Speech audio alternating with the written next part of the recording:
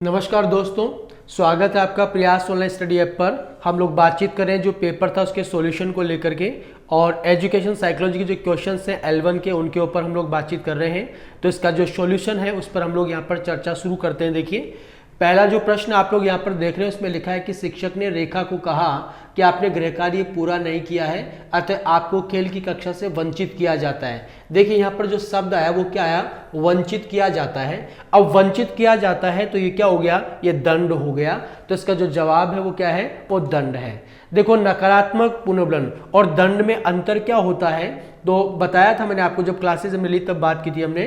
फिर से आपको एक बार बता दूं कि जो नकारात्मक पुनर्बलन होता है वो किसी वांछित अनुक्रिया के होने की संभावना को बढ़ाता है, जबकि दो दंड है वो किसी अवांछित अनुक्रिया के होने को रोकता है। तो यहाँ वंचित किया जाना किसका एग्जाम्पल है, वंचित किया जाना यहाँ पर दंड का एग्जाम्पल हुआ, तो दंड इसका जवाब है। शिक्षक को प्रत्येक माह के आखिर में वेतन दिया जाता है। प्रत्येक माह के आखिर में वेतन दिया जाना पुनर्बलन के किस शेड्यूल की ओर इंगित करता है। देखो, फिक्स टाइम पर दिया जा रहा है, फिक्स समय पर दिया जा रहा है, तो यहाँ पर क्या हो जाएगा, यहाँ पर स्थिर अंतराल इसका उत्तर हो जाएगा, क्योंकि स्थिर अंतराल हुआ एक फिक्स अंतराल पर दिया जाएगा, हर महीने के लास्ट में दिया जाएगा, तो क्या हो गया, स्थिर अंतराल हुआ। प्राय अत्यंत निपुणतापूर्ण अधिगम पद्धति जिस पर बांडुरा तथा वाल्टर ने बल दिया है। तो आप लोग जानते हैं बांडुरा और वाल्टर सामाजिक अधिगम से जुड़े हुए हैं, और सामाजिक अधिगम को ही निरीक्षण युक्त अधिगम या अनुकरण कहा जाता है। तो इसका जवाब ये। प्राय निरीक्षणात्मक अधिगम के 4 तत्वों का सही क्रम क्या होता है। तो आप लोग जानते हो निरीक्षणात्मक जो अधिगम है यानी सामाजिक जो अधिगम है उसके पद क्या होते हैं। तो आप सबसे पहले इसमें जानते हो आप लोग क्या होता है, अवधान होता है। क्या होता है, अवधान। अवधान के बाद में क्या होता है, धारण करना। ठीक है, धारण करना। धारण करने के बाद में क्या होता है, पुनः प्रस्तुतिकरण या पुनर्उत्पादन। ठीक है, तो पुनर्उत्पादन, और पुनरुत्पादन जो है उसके बाद में होता है अभिप्रेरणा या फिर पुनर्बलन, ये होता है इसमें। ठीक है, तो देख लीजिए ये जो क्रम है वो किस में आपका मैच हो रहा है। तो देखो यहाँ पर क्या है, अवधान, अवधान के बाद में धारण करना, ठीक है, फिर पुनरुत्पादन और अभिप्रेरणा। तो ये 2 नंबर जो है इसमें आपका मैच हो रहा है, तो ये इसका जवाब यहाँ पर है। अब देखिए यहाँ पर निम्न में से कौन सा उदाहरण बांडुरा के अवलोकन आधारित अधिगम का नहीं है। अवलोकन आधारित अधिगम का नहीं है, तो आप देखते हैं विद्यार्थियों द्वारा केंचुए के विच्छेदन को सीखना, ये होता है। क्रिकेट का उत्साह, वो भी देखने से होता है। सामाजिक अध्ययन के प्रति नापसंदगी, स्कूल की घंटी बजने पर अपने बस्ते बंद कर लेना, ये उदाहरण नहीं है दोस्तों। स्कूल की घंटी बजने पर अपने बस्ते को बंद कर लेना ये शास्त्रीय अनुबंधन का उदाहरण है, क्लासिकल कंडीशनिंग है ये। प्राय की अभिप्रेरणा के सिद्धांतों के अनुसार एक शिक्षक खालिस्तान के द्वारा सीखने को संवर्धित कर सकता है। किसके द्वारा, तो विद्यार्थियों से वास्तविक अपेक्षाएं रखने, अपेक्षाओं का एक रूप स्तर रखने, विद्यार्थियों से किसी प्रकार की अपेक्षाएं न रखने, विद्यार्थियों से बहुत उच्च अपेक्षाएं रखने। तो वास्तविक अपेक्षाएं रख करके संवर्धित कर सकता है, यानी जितनी अपेक्षाएं वो पूरी कर सकते हैं उनसे उसी प्रकार की अपेक्षाएं रखी जाए। अब देखिए आगे, अगला जो प्रश्न है वो है आंतरिक रूप से अभिप्रेरित विद्यार्थी के लिए पुरस्कार की बिल्कुल भी आवश्यकता नहीं है, के लिए बाह्य पुरस्कार उसकी अभिप्रेरणा को बनाए रखने के लिए पर्याप्त नहीं है, का बाह्य रूप से अभिप्रेरित विद्यार्थी की तुलना में प्रेरणा का स्तर कम होता है, के लिए औपचारिक शिक्षा की आवश्यकता नहीं है। तो इसका जवाब कि उसके लिए किसी प्रकार की बाह्य पुरस्कार की आवश्यकता बिल्कुल भी नहीं है। क्यों, क्योंकि वो पहले से क्या है, मोटिवेट है, तो उसको यहाँ पर इसकी आवश्यकता ही नहीं है। अब आया निम्नलिखित कौन सा एक अभिप्रेरणात्मक चक्र का क्रमिक कदम नहीं है, यानी क्रमिक कदम नहीं है। तो आप लोग जानते हो फार्मूला m=n+d+i होता है। तो क्रमिक जो क्रम होता है उसमें नीड, ड्राइव और इंसेंटिव होता है। तो इसमें देख लीजिए प्रणोद ड्राइव है, ठीक है, प्रोत्साहन इंसेंटिव है, और आवश्यकता भी है। तो ये इसका जवाब है, ये इसमें क्रमिक क्रम में नहीं होता है। तो प्रेरणा जो है वो इसका क्रमिक क्रम में शामिल नहीं होता है। प्राय निम्नांकित में से कौन सी विशेषता आंतरिक रूप से अभिप्रेरित बच्चों के लिए सही नहीं है। ठीक है, आंतरिक रूप से अभिप्रेरित बच्चों के लिए सही नहीं है। तो चुनौतीपूर्ण कार्य पसंद करते हैं, ये तो सही है। वे हमेशा सफल होते हैं, ये पूरा कह नहीं सकते हैं। वे कार्य के समय आनंद अनुभव करते हैं, ये बिल्कुल सही है। वे कठिन कार्यों में उच्च स्तर की ऊर्जा प्रदर्शित करते हैं, ये भी सही है। तो इसका जो जवाब है वो ये कि वे हमेशा सफल होते हैं। ऐसा जरूरी नहीं है कि हमेशा उनको सफलता की प्राप्ति हो, ऐसा कहना यहाँ पर पॉसिबल नहीं है। तो इसका जवाब ये है। कोई शिक्षिका अपने विद्यार्थियों को क्या कहे कि उन्हें भीतरी प्रेरणा के साथ कार्य करने के लिए प्रोत्साहित कर सके। भीतर से प्रेरणा मिल सके तो काम जल्दी पूरा करो, तुम्हें एक ट्रॉफी मिलेगी, भाई ये प्रेरणा हो गई। इसे करने की कोशिश करो, तुम सीख जाओगे। इसे चलो इससे इसके करने से पहले समाप्त कर लो, ये कंपटीशन हो गया, तुम उसके जैसे क्यों नहीं हो सकते, देखो उसने इसे एकदम ठीक कर दिया है, ये दूसरे से तुलना हो गई। तो यहाँ पर आंतरिक या भीतरी प्रेरणा की बात हो रही है। और भीतरी प्रेरणा कब होगी, कि इसे करने की कोशिश करो, तुम सीख जाओगे। ये अंदर से उसको क्या किया जा रहा है, मोटिवेट किया जा रहा है। बुद्धिलब्धि के संबंध में क्या सत्य है, बुद्धि आयु से व्युत्क्रमी संबंधित है, कालानुक्रमिक आयु से प्रत्यक्षता संबंधित है, कालानुक्रमिक से व्युत्क्रमी संबंधित है, बौद्धिक तथा कालानुक्रमिक आयु दोनों से प्रत्यक्षता संबंधित है।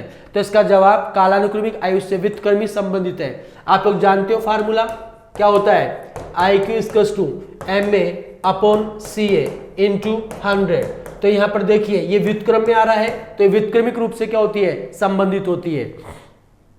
अधिकांश व्यक्तियों की बुद्धि औसत होती है, बहुत कम व्यक्ति मंद बुद्धि होते हैं। ये कथन किसके प्रतिस्थापित सिद्धांत पर आधारित है, तो ये बुद्धि के वितरण के प्रतिस्थापित सिद्धांत पर आधारित है। यानी कुछ लोग क्या होते हैं, बहुत ज्यादा 50% आप लोग जानते हो औसत बुद्धि वाले होते हैं, 2% प्रतिभाशाली होते हैं, जो 7% है वो तीव्र बुद्धि वाले होते हैं, और जो 16% है वो औसत से अधिक होते हैं। और इस तरीके से नीचे भी क्लासिफिकेशन ऐसे होता है। तो ये किसका है, ये बुद्धि का जो वितरण है उससे संबंधित होता है। अब देखिए यहां पर स्टर्नबर्ग द्वारा दिए गए सफल बुद्धि के त्रिशाखीय सिद्धांत के अनुसार कौन सा बुद्धि का एक प्रकार नहीं है। तो आप लोग जानते हो विश्लेषणात्मक बुद्धि, ये घटकीय बुद्धि भी होती है, सृजनात्मक बुद्धि ये व्यवहारिक बुद्धि होती है, ठीक है, और ये प्रायोगिक बुद्धि भी होती है। संगीतीय बुद्धि जो है वो इसमें नहीं होती है। संगीतीय जो बुद्धि है वो हार्वर्ड गार्डनर की थ्योरी में होती है। अब आया बुद्धि के बारे में, निम्नलिखित में कौन सा कथन सर्वाधिक उपयुक्त है। तो बुद्धि विद्यालय में अच्छा प्रदर्शन करने की योग्यता है। बुद्धि बहुआयामी है और इसमें कई पहलू निहित है। बुद्धि को केवल मानकीकृत बुद्धिलब्धि परीक्षणों के आयोजन के द्वारा विश्वसनीय रूप से निर्धारित किया जा सकता है। बुद्धि मूलभूत रूप से स्नायु तंत्र संबंधी कार्य प्रणाली है, उदाहरणार्थ प्रक्रमण की गति संवेदी। तो यहाँ पर जो सबसे सही जो जवाब है वो क्या है, कि बुद्धि बहुआयामी होती है और उसके कई पहलू होते हैं। तो ये इसका जवाब सही है। अब देखिए निम्नलिखित कौन सा उदाहरण भाषिक बुद्धि वाले व्यक्ति को दर्शाता है। ये भाषिक बुद्धि हार्वर्ड गार्डनर का है। तो इसका क्या होता है कि जो लोग होते हैं भाषा पर कमांड रखते हैं, भाषा को यूज करना बहुत अच्छे से जानते हैं, शब्दों को अर्थ निकालना ये सब अच्छे से जानते हैं। तो देखो यहाँ पर क्या आया, शब्दों के अर्थ और क्रम तथा भाषा के विविध प्रयोगों के प्रति संवेदनशीलता, ये इसका जवाब है सीधा सीधा। जब व्यक्ति असफलता दुख पीड़ा को बलपूर्वक भुलाने का प्रयास करता है, देखो क्या आया, बलपूर्वक। तो बलपूर्वक भुलाना क्या होता है, बलपूर्वक भुलाना होता है दमन, दबा देना, भुला देना, ठीक है। फिर आया समायोजन से तात्पर्य स्वयं का विभिन्न परिस्थितियों में अनुकूलन करना है ताकि संतुष्ट किया जा सके। तो हम समायोजन किस लिए करते हैं, हम समायोजन इसलिए करते हैं ताकि अपनी आवश्यकताओं को क्या कर सके, हम संतुष्ट कर सके। तो इसका जो जवाब है वो है आवश्यकताओं को संतुष्ट किया जा सके। फिर निम्न में से कौन सा तरीका प्रत्यक्ष समायोजन का है, प्रत्यक्ष समायोजन का तरीका पूछा जा रहा है। प्रक्षेपण प्रत्यक्ष समायोजन नहीं होता है, दमन भी प्रत्यक्ष समायोजन नहीं होता है, प्रतिगमन भी नहीं होता है। लक्ष्यों का जो प्रतिस्थापन है वो प्रत्यक्ष समायोजन का तरीका होता है। एक बालक जो पढ़ने में कमजोर है अपनी असफलता का कारण अध्यापक का पक्षपात बताता है, वह निम्न में से कौन सी रक्षात्मक युक्ति का प्रयोग कर रहा है। अपनी गलती को दूसरे पर डालना, तो क्या कहलाता है, प्रोजेक्शन, प्रक्षेपण कहलाता है। तो देखो ये रहा प्रक्षेपण, तो इसका जवाब क्या हुआ, प्रक्षेपण। नाच न जाने आंगन टेढ़ा, नाचना हमको नहीं आता लेकिन दोषारोपण आंगन पर, फेल खुद हो गया, कमजोर खुद है लेकिन दोष किस पे डाल रहा है, टीचर पर डाला कि टीचर पक्षपात करते हैं।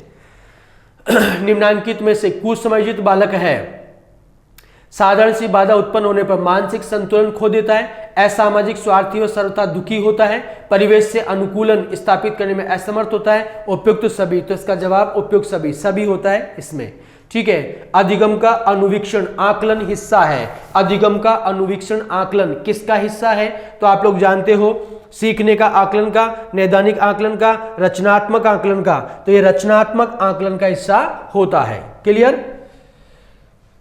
अब आया सततम व्यापक मूल्यांकन के अंतर्गत वाक्यांश व्यापक मूल्यांकन इंगित करता है। वाक्यांश जो व्यापक शब्द यहां पर आया वो किसको इंगित करता है, ठीक है। तो यहां पर देखिए क्या है, समस्त पाठ्यक्रम का मूल्यांकन, सभी विषयों का मूल्यांकन, संज्ञानात्मक क्षेत्र, भावात्मक क्षेत्र, मनोगत्यात्मक क्षेत्र का मूल्यांकन। यस, ये 3 नंबर जो है उसको इंगित करता है। व्यापक का मतलब क्या क्या होता है, तो व्यापक में संज्ञानात्मक, भावात्मक, मनोगत्यात्मक तीनों चीजें होती है। अब आया पोर्टफोलियो का उद्देश्य है, यानी पोर्टफोलियो जो होता है उसका उद्देश्य क्या है। तो देखिए पोर्टफोलियो का उद्देश्य क्या होता है, बच्चों की क्रमिक प्रगति की जानकारी देना, बच्चों की उपलब्धि का पूर्ण लेखा जोखा, बच्चों के अभिभावकों को पूर्ण जानकारी देना, बच्चों के आकलन का सबसे सरल तरीका देना। तो इसका जवाब है ये कि बच्चों की क्रमिक प्रगति की जानकारी देना, वो क्या होता है, पोर्टफोलियो होता है। अब देखो यहां पर निम्नलिखित को सुमेलित कीजिए। तो देखो यहां पर एक एक को मिलाना है। प्राप्तांकों की स्थिरता, ठीक है, यहां पर देखिए जो ये सारी चीजें हैं, इन सारी चीजों को क्या करना है, मैच करना है, इनको मिलाना है। तो प्राप्तांकों की स्थिरता, तो इसका मतलब क्या हो गया, विश्वसनीयता हो गया। फिर उद्देश्य की सार्थकता, तो फिर क्या हो गया, फिर वैधता हो गया, ठीक है, यानी 4 के बाद 3, फिर स्तर या मानक निर्धारणीकरण, तो ये हो गया आपका प्रमापीकरण। फिर सही उत्तर की स्थिरता, तो वस्तुनिष्ठता, यानी 4 3 2 1। तो देखो 4 3 2 1 यहां पर है। क्लियर। अब देखिए आगे बात करें, निम्नलिखित को सुमेलित कीजिए। अगेन सुमेलित करने का क्वेश्चन है, तो इनको क्या करना है, सुमेलित करना है। देखिए देखो पहला है शिक्षण कार्य की पूर्णता के पश्चात, ठीक है, आकलन। शिक्षण कार्य की पूर्णता के पश्चात आकलन, तो देखिए यहां पर क्या होगा, यहां पर होगा अधिगम का आकलन, सीधा सीधा इसी से मैच हो रहा है। शिक्षण अधिगम प्रक्रिया के अवरोधों को दूर करना, तो ये होगा आपका 3 नंबर, ठीक है। फिर इसके बाद में हम लोग यहां पर बातचीत करें, तो ये जो आपका तीसरा जो है, शिक्षण अधिगम के साथ साथ स्वयं द्वारा अन्यों से आकलन या जांच करना। तो देखिए यहां पर क्या आएगा, यहां पर आएगा 2 नंबर, यानी कि ये वाला आपका, ठीक है। अब बच गया ये, तो ये इसके सामने, यानी क्या आ गया आपका, ये आया 1 3 2 और 4, तो ये यहां पर है, तो ये इसका जवाब है। क्लियर। अब देखिए आगे, कौन सा निर्माणात्मक आकलन का रूप नहीं है, कौन सा निर्माणात्मक आकलन का रूप नहीं है, तो अर्धवार्षिक परीक्षा, होमवर्क सीट, कक्षा प्रश्नोत्तर, साप्ताहिक परीक्षण। तो देखिए इसका जो जवाब है वो क्या है, अर्धवार्षिक परीक्षा आकलन का, निर्माणात्मक आकलन का रूप नहीं है। फिर निम्नलिखित मूल्यांकन सुनिश्चितताएं परीक्षण के किन गुणों से संबंधित है, यहां पर भी मैच करवाना है, मैचिंग टाइप क्वेश्चन है। तो देखिए यहां पर क्या आया, देखो परिणाम सुनिश्चित करना, परिणाम सुनिश्चित, तो परिणाम जो सुनिश्चित है वो होगा यहां पर क्या, वो विश्वसनीयता। उत्तर सुनिश्चित, तो फिर क्या होगा, वस्तुनिष्ठता। उद्देश्य सुनिश्चितता, तो फिर क्या होगा, तो फिर होगा वैधता। और प्रशासन सुनिश्चितता, तो फिर क्या हो गया, व्यवहारिकता। यानी क्या हो गया, यानी यहां पर हो गया 2 1 4 3, 2 1 4 और 3, तो 2 1 4 3 3 नंबर में है। क्लियर। अब देखिए आगे चर्चा करें हम लोग,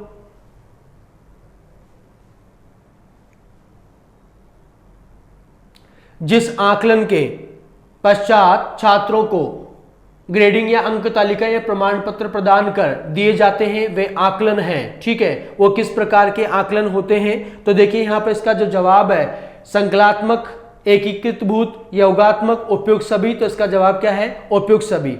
फिर आया हलवा बनाने की प्रक्रिया के दौरान ही पत्नी ने थोड़ा सा हलवा प्लेट में डालकर पति को दिया और पूछा कि हलवा अच्छी तरह पका या नहीं, यदि कच्चा है तो और पका देती हूं, ऐसा आकलन होता है। सीखने में आकलन, सीखने के लिए आकलन, सीखने के रूप में आकलन और योगात्मक आकलन। तो इसका जो जवाब है वो क्या है, सीखने के रूप में आकलन, ठीक है। अब देखिए आगे, निम्नलिखित मूल्यांकन प्रविधियों में कौन से सुमेलित है, सही कूट है, यानी फिर से मैचिंग टाइप का क्वेश्चन है। तो विद्यालय जीवन की समग्र उपलब्धियों का मूल्यांकन, तो देखिए यहां पर आएगा 4 नंबर, ठीक है। ये क्या होता है, संचित अभिलेख होता है। फिर आया अंतर्व्यक्तिगत पारस्परिक संबंधों का मूल्यांकन, तो ये क्या होगा, ये होगा 3 नंबर, यानी 4 और 3, ठीक है। विशिष्ट गुण का स्तर निर्धारण करना, विशिष्ट गुण के स्तर का निर्धारण करना, तो इसका जो जवाब है वो होगा 1, यानी कि रेटिंग स्केल, तो 1 हो गया। अब क्या बचा, 2, तो 4 3 1 2, तो ये 4 नंबर में है। तो ये थे क्वेश्चंस जिन पर हम लोगों ने यहाँ पर बात करी। पहला प्रश्न हमारा यहाँ पर दिया है हिंदी विषय का, विद्यार्थी को अनुशासन प्रिय होना चाहिए, वाक्य में उद्देश्य क्या है। तो बच्चों यहां हम बात करते हैं कि वाक्य जब हम पढ़ते हैं तो वाक्य के जो अंग आते हैं, अवयव आते हैं, उनमें 2 अंग होते हैं, एक होता है उद्देश्य और दूसरा होता है विधेय। उद्देश्य का तात्पर्य कर्ता के संदर्भ में कहा जाता है, यानी जिसके बारे में बात कही जाती है, और विधेय से तात्पर्य होता है कर्ता या अर्थात उद्देश्य के संदर्भ में जो बात कही जाए वो आता है विधेय में। तो बच्चों यहां पर जो हमारा वाक्य है, विद्यार्थी को अनुशासन प्रिय होना चाहिए, वाक्य में उद्देश्य है। तो बच्चों देखें, एक शब्द तो हमारे यहां दिया, कर्ता कौन है, यानी उद्देश्य कौन है, विद्यार्थी को, और इनके संदर्भ में बात कही गई है कि अनुशासन प्रिय होना चाहिए। तो बच्चों यहां देखें, एक वाक्य विद्यार्थी को अनुशासन प्रिय होना चाहिए, इसमें बात हम उद्देश्य अर्थात कर्ता विद्यार्थी के बारे में बात कही जा रही है। और क्या बात कही जा रही है, अनुशासन प्रिय, तो ये तो हो जाएगा विधेय और विद्यार्थी को हो जाएगा यहां उद्देश्य। लेकिन बच्चों एक बात ध्यान देखें, विकल्प में क्या दिया है, विद्यार्थी को, यहां हमने के लगा दिया, यहां को लगाया है, अनुशासन प्रिय होना चाहिए। यदि को विभक्ति साथ में यानी कर्ता के साथ विभक्ति दी है तो उसको हम प्राथमिकता देते हैं उद्देश्य में, ठीक है। तो यहां पर विद्यार्थी को यहां उद्देश्य हो जाएगा। अगर पूछा जाता विधेय तो अनुशासन प्रिय होना चाहिए, वहां चले जाते। अगला वाक्य देखें, तुलसीदास ने रामचरितमानस की रचना की, वाक्य में विधेय क्या, ध्यान से देखें, यहां पर हमने उद्देश्य पढ़ा, यहां हम विधेय की बात करते हैं। तो बच्चों विधेय अभी आपको बताया, उद्देश्य के संदर्भ में जो बात कही जाती है वो विधेय होता है। तो यहां पर तुलसीदास ने, कर्ता कौन है, तुलसीदास, अर्थात ये उद्देश्य हुए, क्या हुए ये उद्देश्य, इनको हम उद्देश्य कहेंगे, ये उद्देश्य है। और विधेय, रामचरितमानस ने क्या काम किया, जो इनके संदर्भ में बात वाक्य में की जा रही है वो विधेय में आ जाएगा। तो यहां पर बात की रामचरितमानस की रचना की, तो रामचरितमानस की रचना की, इसमें किस में आएगा, विधेय में। तो यहां पर हमारा विकल्प दिया है रामचरितमानस की रचना, दूसरा रचना की, तीसरा तुलसीदास और कोई नहीं। तो मतलब विधेय तो इसमें है, ये विकल्प हो नहीं सकता। तुलसीदास की हमने बात कही, ये उद्देश्य है, रचना की आदि बात, तो इसमें पूरा वाक्य इसके आधार पर रामचरितमानस की रचना की। फिर अगला प्रश्न दिया है, मिश्र वाक्य का उदाहरण है। मिश्र वाक्य जिसमें वह वाक्य जिसमें एक प्रधान उपवाक्य हो और एक या एक से अधिक अन्य उपवाक्य हो और वो अन्य उपवाक्य प्रधान उपवाक्य पर आश्रित हो, वो मिश्र या आश्रित वाक्य कहलाते हैं। ये भी कुछ संयोजक शब्दों से जुड़े होते हैं, वैधिकरण वाले जो संयोजक शब्द होते हैं उनसे जुड़े होते हैं। तो बात करते हैं मिश्र वाक्य का उदाहरण, राम श्याम व मोहन जा रहे हैं। तो यहां पर तो साधारण बात यानी रचना के आधार पर बात करें, सरल या साधारण वाक्य के रूप में ही आ गया, राम श्याम व मोहन जा रहे हैं, यहां जाने की बात हो रही है लेकिन एक ही वाक्य के रूप में प्रयुक्त हो रहे हैं। तो ये उद्देश्य और एक विधेय, जिस वाक्य में एक उद्देश्य एक विधेय हो वो होता है साधारण वाक्य। तो यहां पर ये उद्देश्य जो है, हम ये सोच रहे हैं कि एक व्यक्ति होना चाहिए जी करता है, ये तीनों साथ में समूह के रूप में उद्देश्य आ सकता है। जा रहे हैं ये विधेय। जितेंद्र ने कहा, तो और जिस वाक्य में एक उद्देश्य एक विधेय, वो बच्चों वो सीधी सी बात है कि वो साधारण वाक्य ही होता है। दूसरा वाक्य दिए, जितेंद्र ने कहा कि वह जा रहा है, जितेंद्र ने कहा कि वह जा रहा है। और बच्चों ये की संयोजक शब्द प्राय संज्ञा मिश्रित उपवाक्य में प्रयुक्त किया जाता है, प्राय लगभग उसमें आ ही जाता है, लेकिन कहने के रूप में जब भी आता है, कोई कथन के रूप में आता है तो वो संज्ञा मिश्रित उपवाक्य में ही आएगा। अन्यथा हम तीसरा जो भेद आता है क्रिया विशेषण संज्ञा, एक तो हमने संज्ञा मिश्रित मतलब अपने आश्रित वाक्य जो होता है उसमें एक तो होता है हमने संज्ञा, दूसरा होता है हमारा विशेषण आश्रित, और तीसरा जो होता है वो होता है क्रिया विशेषण। तो उसके आधार पर हम बात करें, क्रिया विशेषण वाला जो होता है उसमें भी की का प्रयोग हो जाता है, लेकिन हमें बात देखनी है कथन के रूप में अगर कहा है तो संज्ञा मिश्रित जो उपवाक्य होगा उसी में ही आएगा। तो यहां पर हमने बात कही थी मिश्र, और मिश्र में तीन तरह के होते हैं, संज्ञा मिश्रित, विशेषण मिश्रित और क्रिया विशेषण मिश्रित।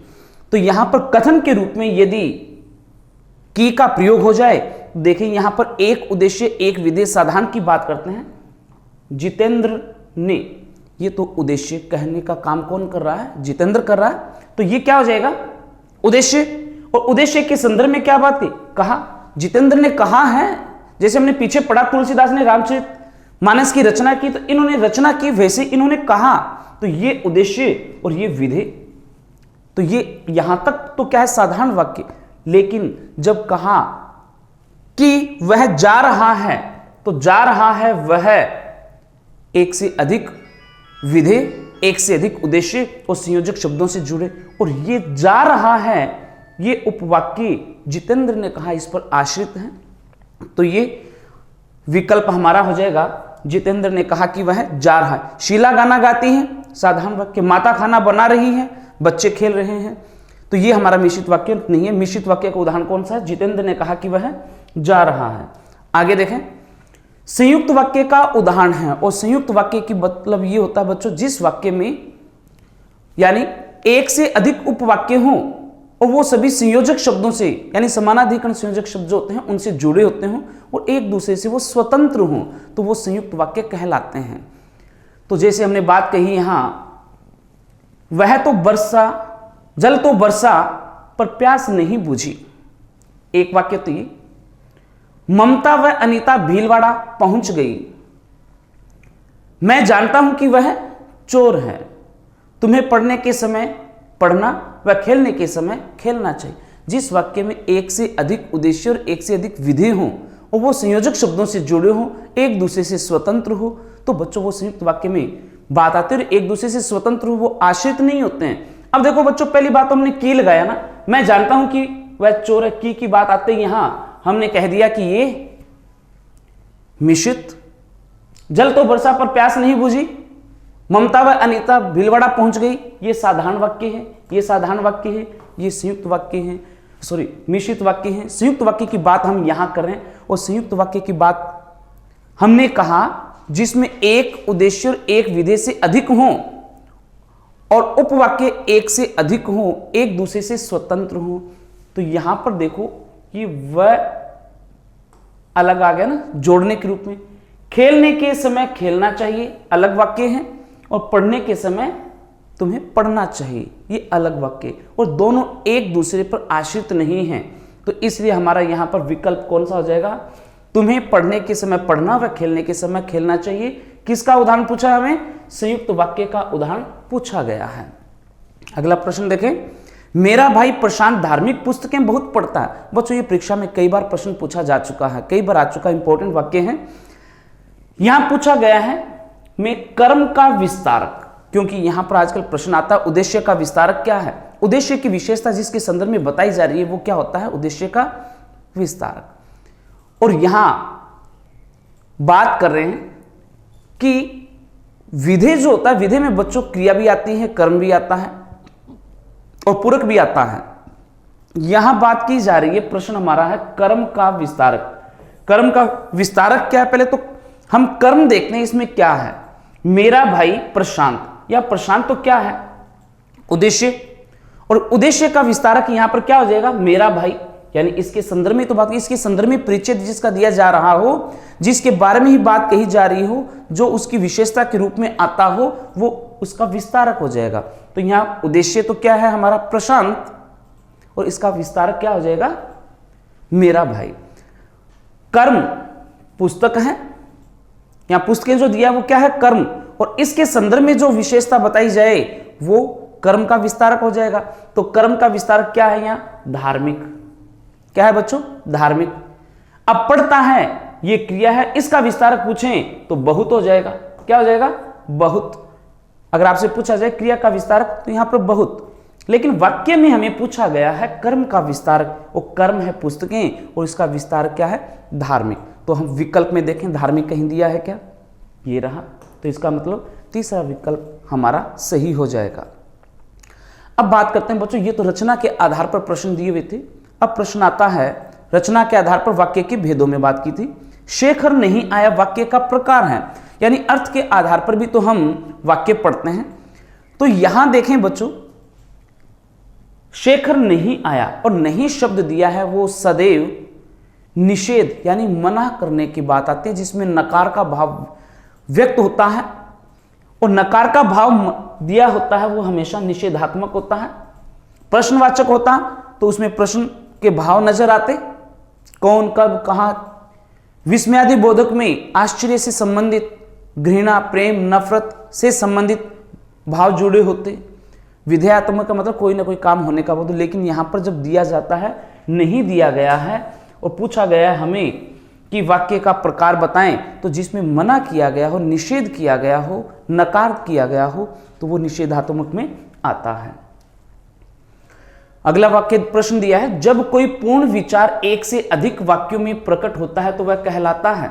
हाँ बच्चों, जब हमें कोई पूरी बात कहनी हो तो हम छोटे छोटे उपवाक्य बना बना करके पूरा वाक्य बनाते हैं। तो यहां पर उद्देश्य, विधेय, समान पद, ये तो इसमें आ नहीं सकते, अलग से ही विकल्प दिया है। एक उपवाक्य यानी उपवाक्य के माध्यम से व्यक्त किया जाता है।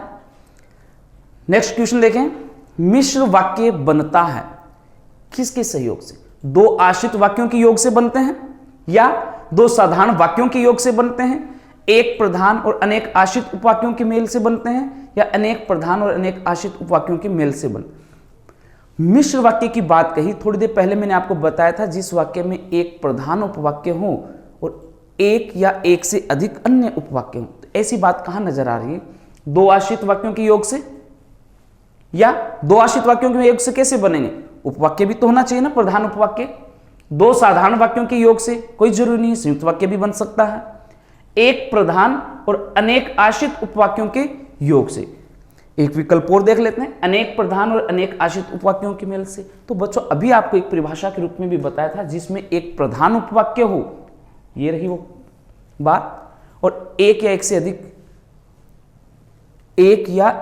अधिक अन्य उपवाक्य भी हों। तो देखो अनेक का मतलब एक से अधिक हो गया ना, आश्रित उपवाक्य भी हों, इनके योग से क्या बनता है? मिश्र वाक्य। तो तीसरा विकल्प हमारा यहां हो जाएगा। अगला प्रश्न देखें, मैं खेल रहा हूं वाक्य में वर्तमान काल का रूप कौन सा? खेल रहा हूं, रहा है, रही है, रहे हैं।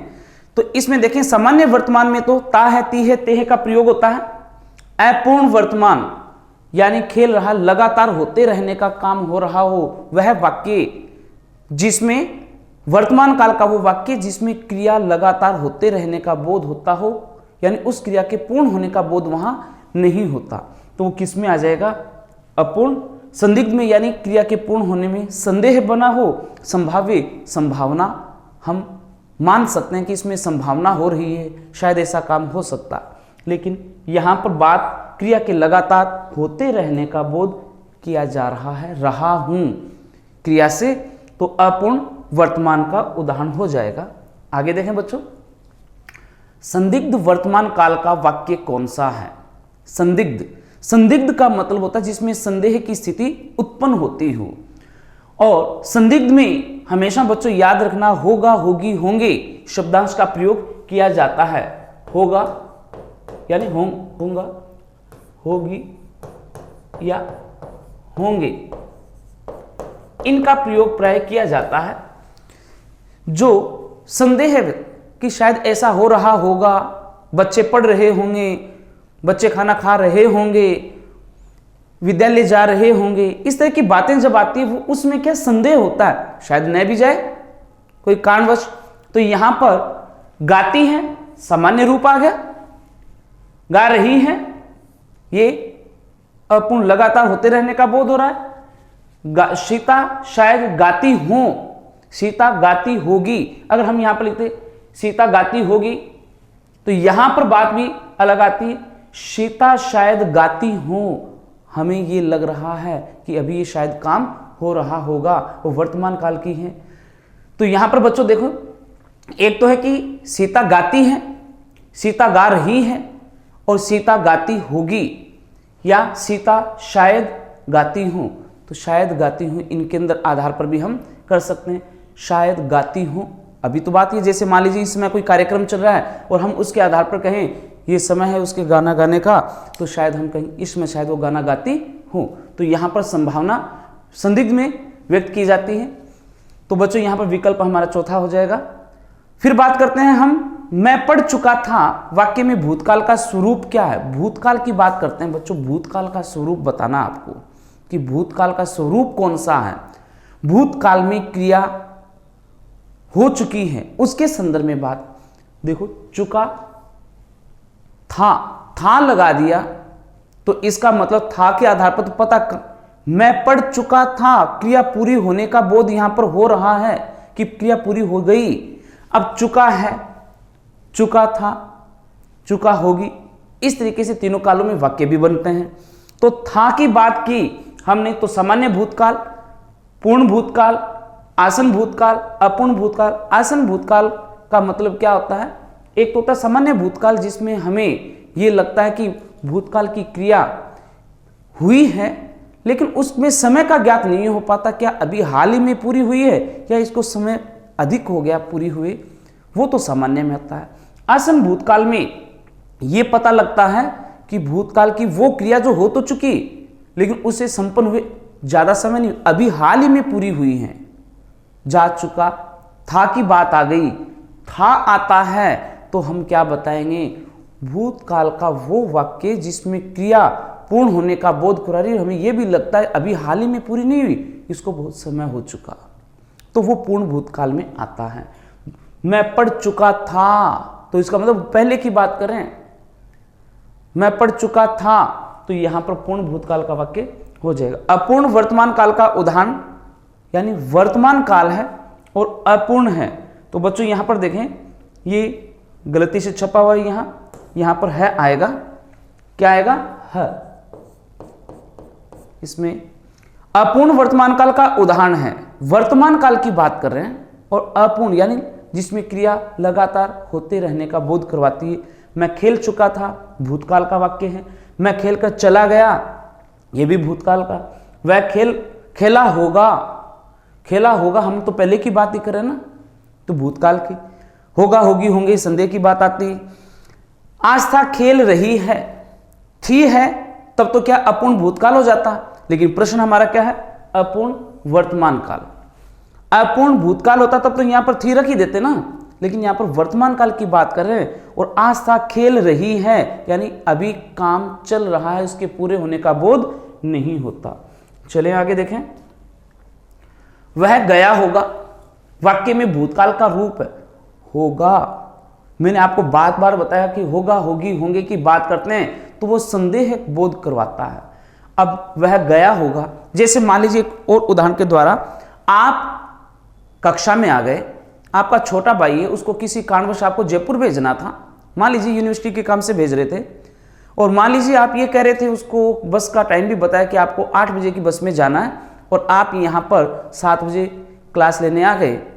फिर आपने जैसे 8 बजे या 8:15 बजे, तो आपने देखा घड़ी की तरफ और बोला, सोचा मन में कि वह जयपुर गया होगा, और होगा से तात्पर्य हो सकता वो नहीं भी गया हो, क्योंकि जिद्दी है, कई बार कह देता नहीं जाऊं, तो वापस गए तो वो घर पे ही बैठा था, या फिर हो सकता है गए तो ये पता लगा वो गया, तो यानी हमने संभावना की कि हो सकता गया या न गया, तो वही वाली बात आ गई।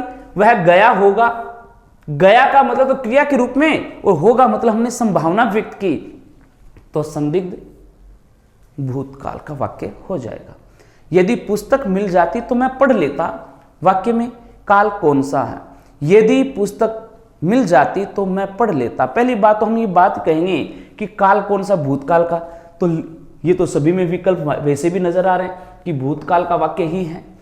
यदि पुस्तक मिल जाती, बच्चों हेतु मत भूतकाल जो होता है उसकी विशेषता क्या होती है कि एक वाक्य में 2 क्रियाएं पूर्ण होती है, एक वाक्य में 2 क्रियाएं पूर्ण होती हैं, और दोनों क्रियाओं में दूसरी क्रिया जो होती है पहली क्रिया पर आश्रित होती है, कि जब तक पहली क्रिया पूर्ण नहीं होगी तो दूसरी कैसे होगी, और उनको तो शब्दांश से जोड़ा जाता है दोनों क्रियाओं को। तो अब मान लीजिए ये कह रहा है मैं पढ़ लेता, कब? जब पुस्तक मिल जाती, पुस्तक ही नहीं मिली तो ये कैसे पढ़ेंगे? यदि मैं प्रश्न ऐसे कहूं, यदि कृष्ण गाना गाता तो राधा नाचती। राधा कब नाचती? जब कृष्ण गाना गाते। कृष्ण ने गाना गाया नहीं, राधा नाची नहीं। तो उसी प्रकार से यहां पर हेतु मत भूतकाल। पिताजी जाएंगे, ये तो सीधी सी बात है, भविष्य काल की बात हो रही है, और जिसमें सामान्य रूप नजर आता हो तो वो हमारा सामान्य, इसमें क्या है? पिताजी जाएंगे, जाने की बात कर रहे हैं ना, कि क्रिया हो रही है कि आगे होगा काम, तो सामान्य वर्तमान काल, सामान्य वर्तमान यहां पर भी लिखा है, सामान्य भूत भी लिखा है, संभाव्य भविष्यत भी लिखा है, तो यहां पर संभावना व्यक्त की जा रही है कि पिताजी जाएंगे, तो बच्चों यहां पर सामान्य भविष्यत काल की बात भी नहीं कह सकते, क्योंकि भविष्यत काल तो एक ही लिखा है। भूतकाल, यहां भूत भी नहीं होगा क्योंकि बीती हुई क्रिया नहीं है। पिताजी जाएंगे, ये तो पता लग रहा है जाएंगे आगे की बात हो रही है, तो यहां पर सामान्य वर्तमान काल भी नहीं होगा, ये भी मिस प्रिंट है बच्चों। यहां पर एक आपको विकल्प लिखना है भविष्य, सामान्य भविष्यत काल, सामान्य भविष्यत काल यहां आ जाएगा विकल्प हमारा।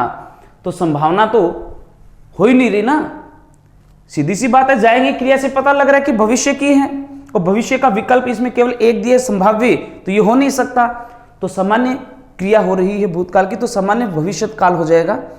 अगला प्रश्न दिया संभाव्य भविष्यत काल का उदाहरण, यानी जिसमें संभावना व्यक्त की जाती हो भविष्य काल की वो क्रिया जिसमें ये पता लगता है कि कोई संभावना की जा रही कि शायद ऐसा हो, शायद जैसे शब्दों का प्रयोग करते हुए हम करते हैं। तो शायद मैं कल खेलूं, ये संभावना आगे आने वाले कल की बात की है, और संभावना व्यक्त की कि शायद, और शायद शब्द के ज्ञात होता है संभावना व्यक्त की जा रही है, शायद मैं कल खेलूं, तो हमारा विकल्प यहां हो जाएगा। वे कल उदयपुर पहुंचेंगे, तो ये पहुंचने की बात हो लेकिन संभावना तो नहीं है ना, ये निश्चित तो सामान्य के रूप में आ जाएगा। तुम जाओगे, उपयुक्त सभी, तो यहां पर हमारा पहला विकल्प है शायद मैं कल खेलूं, ये आंसर हो जाएगा। देखें बच्चों आगे की बात, ये शिक्षण विधियों से संबंधित प्रश्न है। ध्वनि, शब्द एवं वाक्य रचना का ज्ञान हिंदी शिक्षण में किस उद्देश्य के अंतर्गत आता है? ध्यान से देखें, एक तो है ध्वनि, दूसरा विकल्प है शब्द, तीसरा है वाक्य रचना। इन तीनों की अगर हम बात करते हैं तो यह पूछा जाता है कि हिंदी शिक्षण में इनका ज्ञान जो है, इन सबके ज्ञान की बात कहिए, हमारे हिंदी शिक्षण में किस उद्देश्य के अंतर्गत आता है? क्या रचनात्मकता हो सकती, क्या सृजनात्मक हो सकता है, क्या कौशलात्मक हो सकता है, क्या ज्ञानात्मक? रचना सृजनात्मक तो एक जैसी बात है, कौशल स्किल की बात की जा रही है। तो बच्चों इन ध्वनि का यानी वर्णों का, ध्वनि का तात्पर्य क्या? वर्ण, शब्द और रचना, यानी किसकी रचना? वाक्य की। तीन चीजें बताइए, एक तो है हमारा ध्वनि यानी वर्ण, दूसरा है शब्द और तीसरा है वाक्य। इन तीनों का ज्ञान अगर हमें मिल जाता है तो ज्ञानात्मक हो गया ना, पूरा ज्ञान हो गया हमें व्याकरण का, उसके आधार पर हम आगे बढ़ते हैं। तो यहां पर हमारा विकल्प हो जाएगा ज्ञानात्मक। फिर बच्चों देखो अगला प्रश्न दिया है, छोटे बालकों की कल्पना शक्ति विकसित करने का माध्यम है महापुरुषों की जीवनियां, रसानुभूति, कविताएं, पौराणिक गाथाएं, परियों की कहानियां। तो बच्चों यहां भी बात देखें आप, हम कह रहे हैं छोटे बच्चे जो हैं प्राइमरी सेक्शन के या छोटे बच्चों की तात्पर्य यही है, उनकी कल्पना शक्ति विकसित करने का माध्यम बताना है। छोटे बच्चों की कल्पना शक्ति बढ़ानी है हमें, और कल्पना शक्ति के आधार पर बताना है कि ये किस प्रकार से उनकी कल्पना शक्ति विकसित हो सकती है। महापुरुषों की जीवनियां नहीं, ये हम कक्षा 8 से 10 तक के बच्चों के संदर्भ में कह सकते हैं। पौराणिक कथाएं यानी गाथाएं, कहानियां जो हैं वो भी छोटे बच्चे सुन के खुश नहीं होते, वो भी उतना ध्यान नहीं दे पाते हैं। मतलब उनका ध्यान किन पर आ सकता है और उनके बारे में वो सोच सोच के आगे बढ़ सकते हैं। रसानुभूति कविताएं, कविताओं का तो कोई तात्पर्य नहीं है, ये उच्च कक्षाओं के लिए है। तो परियों की कहानी यदि बच्चों को सुनाई जाए तो वो उसमें रुचि लेंगे और उसके बारे में सोचते सोचते आपसे प्रश्न भी पूछेंगे, ऐसा क्यों हुआ, ऐसा कैसे हुआ, यानी उनकी कल्पना शक्ति विकसित हो जाती है। अगला प्रश्न वह कौन सा वाचन है जो गद्य में प्रयुक्त होता है परंतु पद्य में नहीं? जिसमें विकल्प दिया है मौन वाचन, आदर्श वाचन, अनुकरण वाचन और समवेत वाचन। तो बच्चों समवेत वाचन, आदर्श वाचन, अनुकरण वाचन ये हम किस में शामिल करते हैं? गद्य पद्य में, दोनों में। लेकिन यहां प्रश्न पूछा है वाचन में कौन सा जो गद्य में प्रयुक्त होता है और पद्य में नहीं, तो बच्चों वो मौन वाचन होता है। कौन सा? मौन वाचन। कि मौन वाचन पद्य में नहीं, केवल गद्य में करते हैं, पद्य में पढ़ने से उसका कोई सार नहीं निकलता। अगला प्रश्न देखें, आगमन विधि में मुख्यतः किस सिद्धांत की ओर चलते हैं? तो बच्चों एक होती है आगमन और दूसरी होती है निगमन। आगमन और निगमन। अब बच्चों देखें, नी से तो आप वैसे याद रख सकते हैं, नी से नियम, यानी दो विधियां होती है, एक में नियम से उदाहरण की ओर और एक में उदाहरण से नियम की ओर। अब यहां हम बात करते हैं, नियम है तो निगम, निगमन की बात करते हैं, नी से नी मिला ना, तो ऐसे याद कर लें कि निगमन विधि में नियम से उदाहरण की ओर चलते हैं और आगमन विधि इसकी विपरीत हो जाएगी, अर्थात पहले उदाहरण फिर नियम की ओर चलेंगे। और हम यहां कहेंगे हमारे लिए नियम विशिष्ट नहीं होते, सामान्य होते हैं। नियम क्या होते हैं? सामान्य होते हैं, और उदाहरण क्या होते हैं? विशिष्ट होते हैं। तो इसमें ये देखिए, या तो ऐसे लिखा हुआ होगा कि उदाहरण से नियम की ओर या विशिष्ट से सामान्य की ओर। तो विकल्प देखते हैं, एक तो लिखा है विशिष्ट से सामान्य की ओर और सामान्य से विशिष्ट की ओर। तो अभी आपको मैंने बताया जो उदाहरण होते हैं बच्चों, याद रखना हमेशा विशिष्ट होते हैं। तो यहां पर पहला विकल्प ही हो जाएगा विशिष्ट से सामान्य की ओर। निगमन विधि है, ये बच्चों निगमन विधि अमनोवैज्ञानिक है, क्योंकि इसमें नियम आपने पढ़े और नियम के आधार पर सोच के आप उदाहरण बनाते जा रहे हैं, तो मनोवैज्ञानिक विधि नहीं कहेंगे, ये अमनोवैज्ञानिक विधि है। समस्या समाधान विधि का गुण क्या है?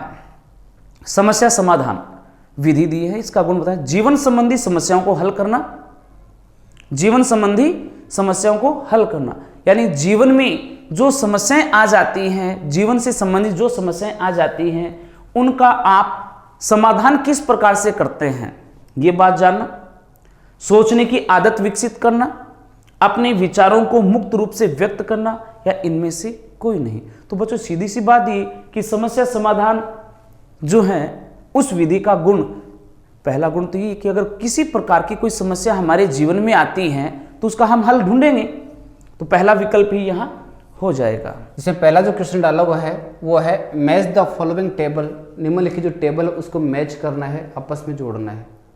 शब्द का अर्थ है वो जाना हुआ है, ठीक है, वही पूछ रहा है what is the mean of phonetic. तो फोनेटिक क्या होता है दोस्तों? Speech language. क्या कहोगे आप इसे?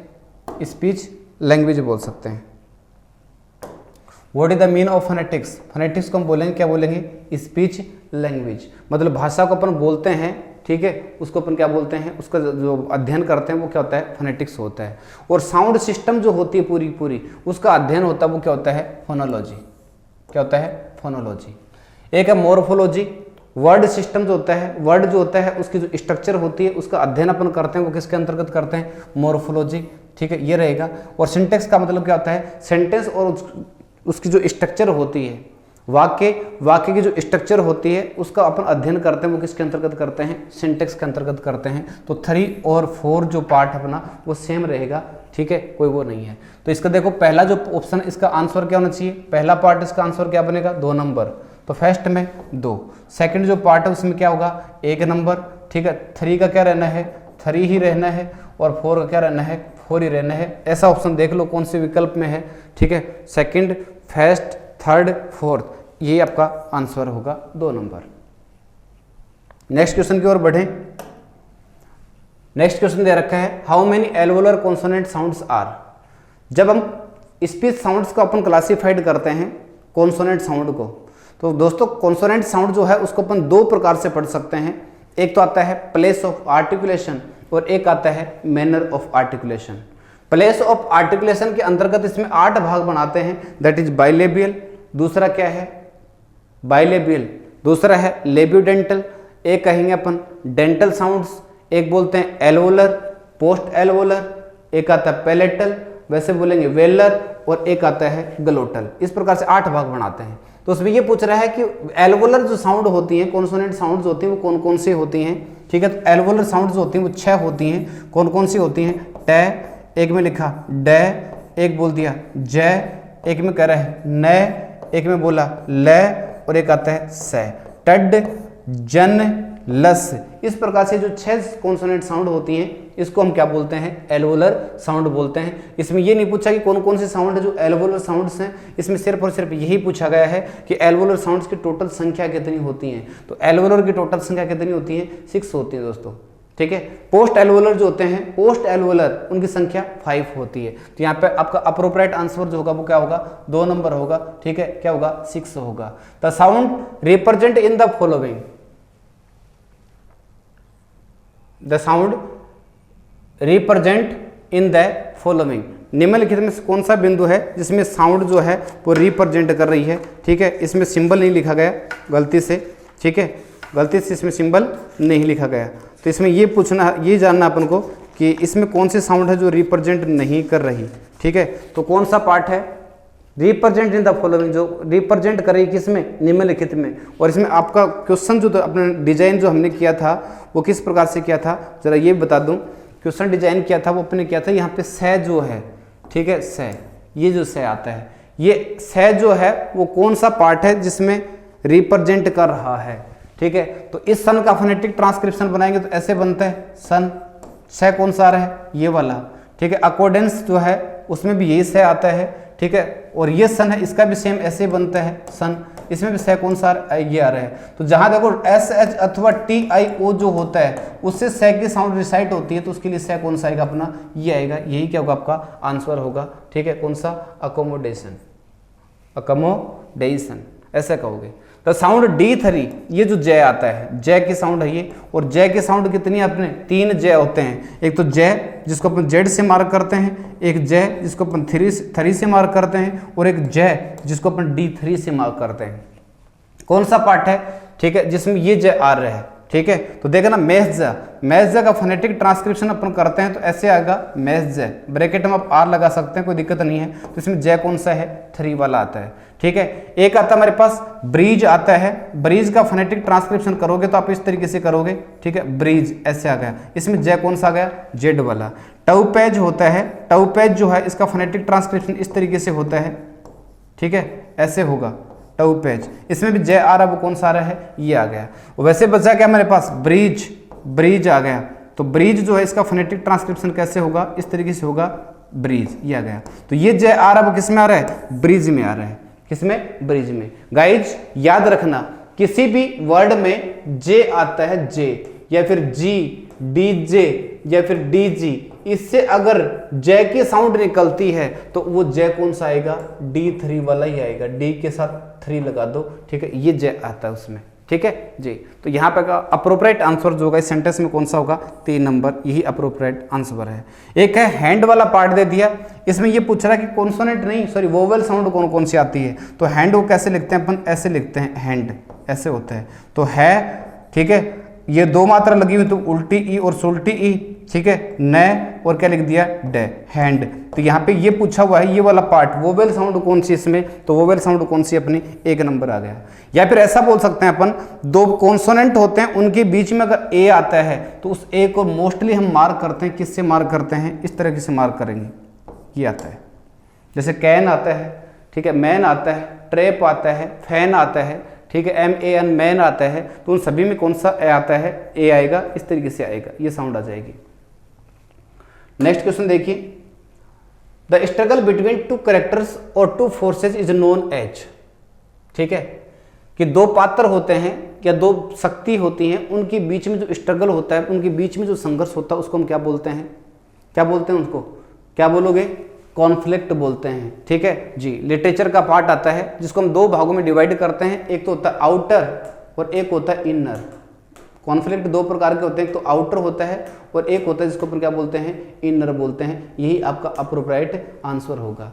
It consist of 2 consecutive lines of words rhyming together usually in the same metre, कि वे बिंदु जो क्या है कि 2 लाइन के रूप में लिखे जाते हैं जिनका मीटर क्या होता है, सेम होता है, ठीक है। तो उसको अपन क्या बोलते हैं, कपलेट बोलते हैं।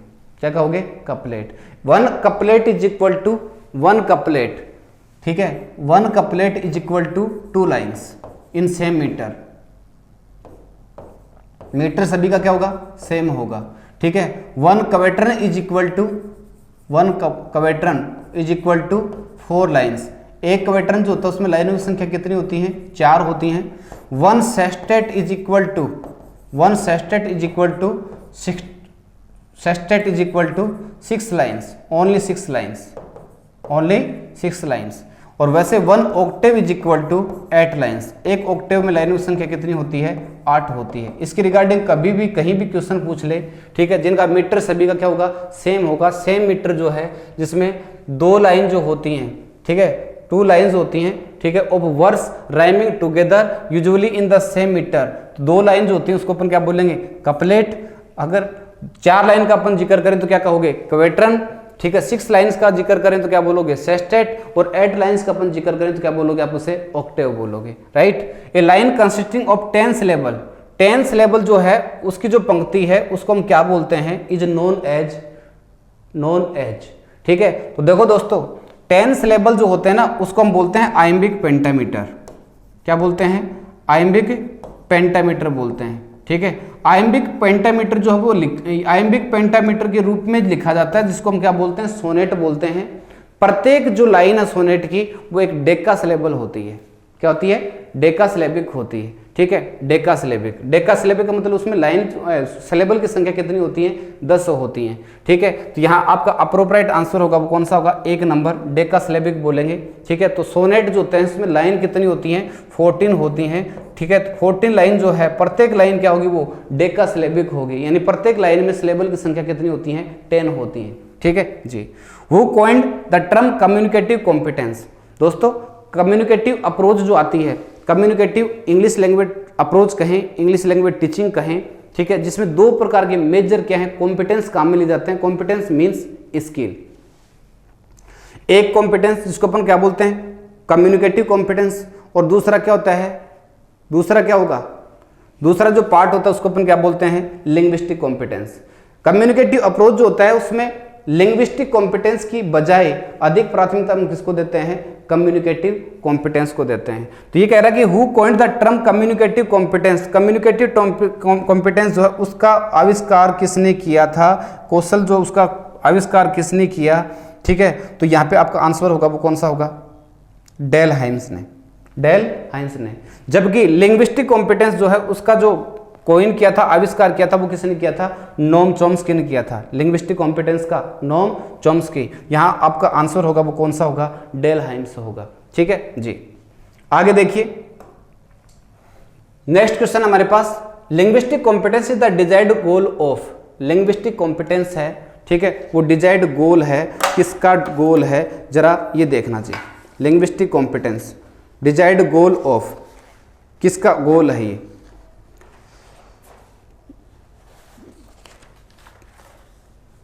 स्ट्रक्चरल बेस्ड अप्रोच आती है अपनी, और स्ट्रक्चरल बेस्ड अप्रोच आती है, एक तो आती है स्ट्रक्चरल अप्रोच और एक आती है ऑडियोलिंगुअल अप्रोच। इन दोनों प्रकार की अप्रोच के विपरीत आने वाली अप्रोच हमारी वो है कम्युनिकेटिव अप्रोच। कम्युनिकेटिव अप्रोच जो होती है उसमें दोस्तों कम्युनिकेटिव कॉम्पिटेंस है वही डिजायर्ड गोल होता है, तो और ऑडियोलिंगुअल अप्रोच जो होती है उसमें क्या होता है, लिंग्विस्टिक कॉम्पिटेंस होता है, वो क्या है, एक डिजायर्ड गोल होता है। लिंग्विस्टिक कॉम्पिटेंस का मतलब क्या होता है कि भाषा को मॉर्फोलॉजिकल, फोनोलॉजिकल, सिंटेक्स आइटम के आधार पर हैंडल करने वाला कौशल जो होता है, जिसको अपन क्या बोलते हैं, लिंग्विस्टिक कॉम्पिटेंस बोलते हैं। और बोलने के आधार पे, विचारों में आदान प्रदान करने के आधार पे अपन देखें जो हैंडल करता है उसको अपन क्या बोलते हैं, कम्युनिकेटिव कॉम्पिटेंस बोलते हैं। आगे देखिए, in which method meaning is paramount, communicative approach है इसमें मीनिंग जो है वो पैरामाउंट है, सर्वोपरि हम किसको मानते हैं, अर्थ को मानते हैं, ठीक है। जिसमें बच्चा अगर कोई गलती भी अगर करता है किसी प्रकार की तो उन गलतियों को हम एक्सेप्ट कर लेते हैं, ठीक है, उसको हम क्या कर लेते हैं, मतलब टोलरेट कर देते हैं, एक तरह से नज़रअंदाज करते हैं, सहन कर लेते हैं, ठीक है। जिसमें सर्वोपरि हम किसको मानते हैं, मीनिंग को, ठीक है, कि मीनिंग जो है बच्चे के वो समझ में आना चाहिए। तो आपका आंसर कौन सा होगा, कम्युनिकेटिव लैंग्वेज टीचिंग। नेक्स्ट है, language learning is learning to communicate is the basic of, language learning is learning to communicate, मतलब भाषा सीखना संप्रेषण सीखना है। संप्रेषण क्या होता है, विचारों में आदान प्रदान, sharing our views, sharing our thoughts, emotions, feelings one to another is called communication. उसी को हम दोस्तों क्या बोलते हैं, कम्युनिकेशन बोलते हैं। तो भाषा सीखना इज लर्निंग टू कम्युनिकेट, मतलब भाषा सीखना है क्या, संप्रेषण सीखना है। अगर आप अच्छी तरह से बोल नहीं सकते तो इसका मतलब भाषा कहाँ से सीखी आपने, ठीक है, कैसी भाषा सीखी है।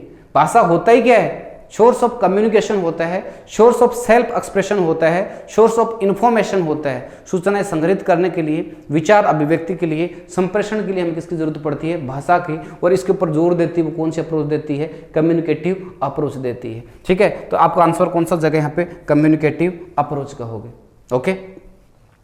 नेक्स्ट क्वेश्चन कहें, नेक्स्ट है, effective communication is taught in effective communication कहें, स्पोकन कह सकते हैं, तो वो कौन सी अप्रोच में पढ़ाया जाता है? कम्युनिकेटिव अप्रोच में ही पढ़ाया जाता है।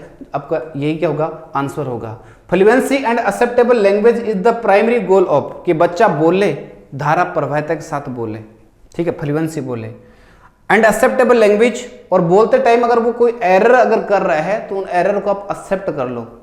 एक्सेप्ट कर लो मतलब उसको, उसके ऊपर आप टाइम मत लो, ठीक है, उस बात को लेकर बच्चों को आप टॉर्चर मत करो, ठीक है। बच्चा बिल्कुल फ्री होकर पढ़े, फ्री होकर अंग्रेजी बोले, धारा प्रभाविता के साथ बोले। बीच बीच में अगर कोई गलतियां कर भी देता है तो उसको आप एक्सेप्ट कर लो, नजरअंदाज करते जाओ, ठीक है। तो ये क्या है? प्राइमरी गोल है किसका है? कम्युनिकेटिव अप्रोच का है, ठीक है। नेक्स्ट क्वेश्चन हमारे पास, communicative language teaching brought a radical change in classroom which is, ठीक है।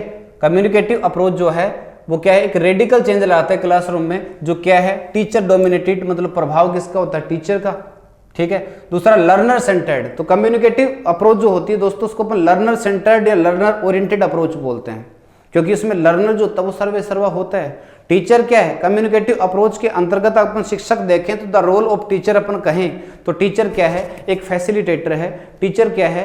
एक गाइड है, और टीचर जो है वो क्या है? फ्रेंड है, ठीक है जी। दूसरा लर्नर आर एक्टिव पार्टिसिपेंट, मतलब बढ़ चढ़कर हिस्सा जो लेता है वो कौन लेता है? अधिगम करता लेता है। तो दोनों के दोनों सही है। कौन सा? 2 वाला भी और एक कौन सा? 3 वाला भी, 2 और 3, ठीक है। आपका आंसर क्या होगा? बोथ 2 एंड 3, यही क्या होगा? आपका अप्रोप्रिएट आंसर होगा। Fluency is more important than accuracy, शुद्धता की बजाय बोलना है ना वो जरूरी है, क्योंकि अभी मैंने बताया आपको कि एक्यूरेसी जो है, एरर्स वगैरह जो बच्चा अगर करता है उसको क्या करो? नजरअंदाज करो, वो इंपॉर्टेंट नहीं है। नया काम सीखेगा बालक तो फिर नो डाउट गलतियां करेगा और हमें समुद्र की भांति उनको सहन करना पड़ेगा। लेकिन बच्चों को आप कॉन्फिडेंट रखें कि वो क्या करें? कैसे भी धारा प्रभाविता के साथ, फ्लुएंसी के साथ अंग्रेजी बोलें, ऐसा बिंदु है, उसके ऊपर फोकस करने वाली अप्रोच हमारी दोस्तों वो कौन सी है? कम्युनिकेटिव अप्रोच, ठीक है। तो आपका आंसर कौन सा होगा यहाँ पे? कम्युनिकेटिव लैंग्वेज टीचिंग बोल सकते हैं, शॉर्ट में आप इसको CLT भी कह सकते हैं। नेक्स्ट क्वेश्चन हमारा, phonetics deals with speech sound, pronunciation, script और ऑल, ठीक है। इसमें 2 सही हैं, स्पीच साउंड भी सही है, ठीक है, लेकिन स्पीच साउंड है उसमें वो इंपॉर्टेंट नहीं जितना क्या है? प्रोनाउंसिएशन है। तो दोनों में अपन देखें तो अधिक प्राथमिकता हम कौन से पार्ट को देंगे? प्रोनाउंसिएशन को देंगे। Deals with pronunciation. Which of the following are labiodental? Labiodental में दोस्तों 2 साउंड आती हैं, एक तो आता है फै और एक आता है वै। फै का सिंबल F और वै आता है वो V वाला, क्योंकि वै जो होता है वो W वाला भी होता है। W वाला जो वै होता है वो आता है किसमें? डेंटल नहीं, बाइलेबियल साउंड में, ठीक है। और लेबियोडेंटल में आता कौन सा? V वाला वै आता है। तो फै और वै, और फै और वै का ऑप्शन कौन से पार्ट में है? यही आ गया 1 नंबर, यही क्या होगा? आपका आंसर होगा। ए सिंटेक्स हैज, ठीक है, सिंटेक्स जो है उसमें होता है, एक वर्ड होता है, मोर्फेम होता है, आर्टिकुलेशन उच्चारण योजना होती है, ठीक है, और एक सेंटेंस होता है। तो सिंटेक्स में तो क्या होता है? सेंटेंस, और उसकी स्ट्रक्चर जो होता है उसी को हम क्या बोलते हैं? सिंटेक्स बोलते हैं। तो अप्रोप्रिएट आंसर इसका क्या होगा? सेंटेंस होगा। अगला वियरी, वियरी का फोनेटिक ट्रांसक्रिप्शन बनता है दोस्तों कैसे? वी ई ए री, इस तरीके से होता है। इसमें यही पूछा है कि मोनोथोंग्स कौन सा बिंदु है? ई वाला पार्ट है, और ई कौन से पार्ट में है? 2 नंबर में, यही क्या होगा? आपका अप्रोप्रिएट आंसर होगा। नेक्स्ट क्वेश्चन, एक वर्ड आता है प्लेस और एक आता है पैलेस। PLACE जो होता है इसका ट्रांसक्रिप्शन कैसे बनेगा आपको बता दूं मैं, ठीक है। ये प्लेस नहीं होता, प्लेस होता है। पै ले ए क्या गया इसमें? डिप्थोंग आ गया, और आगे गया से, क्या होता है? प्लेस होता है। और एक होता है PALACE। PALAC जो होता है गाइस इसको हम बोलते हैं पैलेस, ऐसे होता है, पैलेस। पै का सिंबल क्या होगा? P होगा। 2 मात्रा ऊपर आ रही हैं तो ई को उल्टा करो और उल्टा करो, ठीक है जी। ले का सिंबल L हो गया, ए का सिंबल क्या होता है? ये हो गया, और से का सिंबल क्या होता है? ये हो गया। क्या बोलोगे आप? पैलेस बोलोगे। क्या कहोगे? पैलेस कहोगे। Which is fable? Short story is also known by fable, ठीक है। शॉर्ट स्टोरी जो होता है उसी को हम क्या बोलते हैं? फेबल बोल सकते हैं। लघु कथा जो होती है, ठीक है जी, उसी को अपन क्या बोलते हैं? फेबल। जो टेल जो होता है, टेल से मिलती जुलती होती है, लेकिन टेल की तुलना में अक्सर ये भिन्न पड़ती है by its tighter organisation and artful construction, ठीक है, इसकी जटिल जो बनावट होती है, ठीक है, और उसी प्रकार से कलात्मक जो निर्माण होता है इसकी दृष्टि से टेल से थोड़ी सी क्या पड़ती है, भिन्न पड़ती है, तो इसको हम फेबल कर दें, बुरी बात नहीं है। तो शॉर्ट स्टोरी कौन सा ऑप्शन है, 2 नंबर। तो गाइज यही क्या होगा, आपका आंसर होगा। नेक्स्ट क्वेश्चन है वो देखिए, which kind of sonnet poem is first used in English, ठीक है, किस प्रकार की जो सोनेट की जो पोइम है, ठीक है, जो पहली बार अंग्रेजी में क्या थी, यूज हुई थी। तो सबसे पहले सोनेट आते हैं 13th सेंचुरी, कई जगह 14 मिल जाए, हालांकि इसकी उत्पत्ति मानते हैं अपन 1230 में, सोनेट की ओरिजिन जो मानते हैं, और कहाँ मानी जाती है, इटली में मानी जाती है। किसमें, कहाँ, इटली। या फिर यूं कह सकते हैं सोनेट वर्ड की उत्पत्ति है वो भी इटालियन वर्ड सोनेटो से हुई है, that means a little strain या लिटिल पोइम, सोनेटो बोल सकते हैं। सबसे पहले सोनेट जो है वो लिखे जाते हैं, वो कहाँ लिखे जाते हैं, इटली में लिखे जाते हैं, और इटली में लिखे जाने वाले सोनेट की शुरुआत जो की थी वो विलियम पेट्रार्क ने की थी, विलियम पेट्रार्क ने, और पेट्रार्क ने की थी, इसी वजह से इटालियन सोनेट जो होता है उसको अपन क्या कह सकते हैं, पेट्रार्कन सोनेट भी कह सकते हैं, ठीक है, पेट्रार्कन सोनेट। उसके बाद में 16वीं शताब्दी जो है उसमें सोनेट जो है वो प्रस्थान करते हैं इंग्लैंड की ओर, और इंग्लैंड में लिखे जाने वाले सोनेट हैं जो अंग्रेजी साहित्य में प्रसिद्ध हुए इंग्लिश सोनेट के नाम से। और इंग्लिश सोनेट जो है वो सर्वाधिक लिखने का श्रेय जो है वो दोस्तों विलियम शेक्सपियर को दिया जाता है। उसके द्वारा लिखे गए सोनेट की टोटल संख्या 154 मानी जाती है, 154, और इसी वजह से इंग्लिश सोनेट को हम क्या बोल सकते हैं, शेक्सपियरन सोनेट भी कह सकते हैं, ठीक है। तो इंग्लिश सोनेट की अगर अपन बात देखें तो वो 16वीं शताब्दी में, और अगर पेट्रार्कन सोनेट है, इटालियन सोनेट जिसको बोलते हैं, इसकी शुरुआत अपन देखते हैं तो वो 13th सेंचुरी, ऑप्शन में अगर नहीं है, कई जगह 14th लिखा होता है तो अपन 14 मान लेते हैं, लेकिन पहली प्राथमिकता हम किसको देंगे, 13th सेंचुरी को ही देंगे, ठीक है जी। तो इसका आंसर कौन सा होगा, पेट्रार्कन सोनेट। और इटालियन सोनेट होते हैं, इसका फादर भी हम दोस्तों किसको मानते हैं, पेट्रार्क को मानते हैं। और वैसे ही इंग्लिश सोनेट का फादर जो है वो हम मानते हैं सर थॉमस व्याथ, ठीक है, एंड सुर्रे, सर थॉमस व्याथ एंड सुर्रे, जिसको हम फादर मानते हैं इंग्लिश सोनेट का। और पेट्रार्कन सोनेट या फिर इटालियन सोनेट जो है उसका फादर हम किसको मानते हैं, विलियम पेट्रार्क को ही मानते हैं। जबकि सोनेट को जो इंट्रोड्यूस कराने वाला पहला व्यक्ति है वो था गायकोमो डी लेंटिनी। गायकोमो डी लेंटिनी एक ऐसी शख्सियत थी जिसने सोनेट को सबसे पहले क्या करवाया था, इंट्रोड्यूस करवाया था। इंग्लिश सोनेट जो है उसका फादर कौन है, सर थॉमस व्याथ, और इटालियन सोनेट उसका फादर है वो कौन है, यही है कौन सा, पेट्रार्क है। और पेट्रार्क के द्वारा लिखे गए सोनेट को हम क्या बोल सकते हैं, पेट्रार्कन सोनेट बोल सकते हैं। A dramatic speech uttered by one character speaking aloud while alone on the stage। तो दोस्तों क्या होता है, एक ड्रामेटिक करेक्टर होता है, मतलब नाटक से संबंधित जो क्या है एक पात्र होता है जो स्टेज के ऊपर खुद ही बोलता है, खुद ही सुनता है, ठीक है, मतलब अपने खुद से क्या करता है, वो बातचीत करता है। तो ऐसी जो स्पीच जो होती है, ड्रामेटिक स्पीच को हम क्या बोलते हैं, सोलिलोकी बोलते हैं। क्या बोलते हैं, सोलिलोकी। सोली जो शब्द है वो बना है सोलो से, और लोकी जो वर्ड बना वो बना है लोकवा से। सोलो का मतलब खुद अकेला स्वयं होता है, और लोका का मतलब बोलना, यानी स्पीकिंग हिमसेल्फ व्हेन अलोन, जब व्यक्ति अकेला होता है और वो खुद से बातचीत करता है तो उसको हम क्या बोलते हैं, सोलिलोक या सोलिलोक्विज्म बोल सकते हैं। और खुद से बातचीत करने वाला व्यक्ति होता है उसको अपन क्या बोलते हैं, सोलिलोक्विस्ट। IST और लग जाएगा उसमें, क्या बोलोगे, सोलिलोक्विस्ट बोलोगे। डिप्थोंग क्या होता है, डिप्थोंग स्पीच साउंड का हम वर्गीकरण करते हैं, 2 भागों में तोड़ते हैं स्पीच साउंड में, कॉन्सोनेंट साउंड और वोवेल साउंड्स। वावल जो साउंड्स होते हैं इनकी टोटल नंबर 20 मानी जाती है, जिसको हम 2 भागों में तोड़ देते हैं। एक तो होता है प्योर वोवेल्स यानी मोनोथंग्स, और एक क्या होता है, डिप्थोंग्स। और डिप्थोंग्स क्या होता है दोस्तों, 2 प्योर वोवेल जो होते हैं उनको मिलाकर बना होता है, बनाया होता है। यानी 2 प्योर वोवेल जो होते हैं उनका जो कॉम्बिनेशन होता है उसको हम क्या बोलते हैं, डिप्थोंग्स बोलते हैं, जिसको हम वोवेल ग्लाइड भी कह सकते हैं, मिक्स्ड वोवेल भी कह सकते हैं, ये कॉम्बिनेशन ऑफ 2 प्योर वोवेल्स भी बोल सकते हैं, ठीक है जी। तो प्योर वोवेल्स होते हैं उनका कॉम्बिनेशन एक है वोवेल ग्लाइड। यहाँ पे अपन देखेंगे सभी ऑप्शन का अपन अध्ययन करेंगे, तो लास्ट एंड फाइनल जो निष्कर्ष निकलेगा वो कौन सा निकलेगा, 2 नंबर आंसर है, यही आपका अप्रोप्राइट आंसर है। ठीक है जी, आगे देखते हैं नेक्स्ट क्वेश्चन की ओर। अगला है how many sounds are voiced consonant sounds. तो देखो कॉन्सोनेंट साउंड को वॉइस ट्री के आधार पे 2 भागों में डिवाइड कर सकते हैं। एक होता है वॉइस्ड कॉन्सोनेंट साउंड्स और एक होता है वॉइस लेस कॉन्सोनेंट साउंड। क्या कॉन्सोनेंट साउंड्स हैं जी,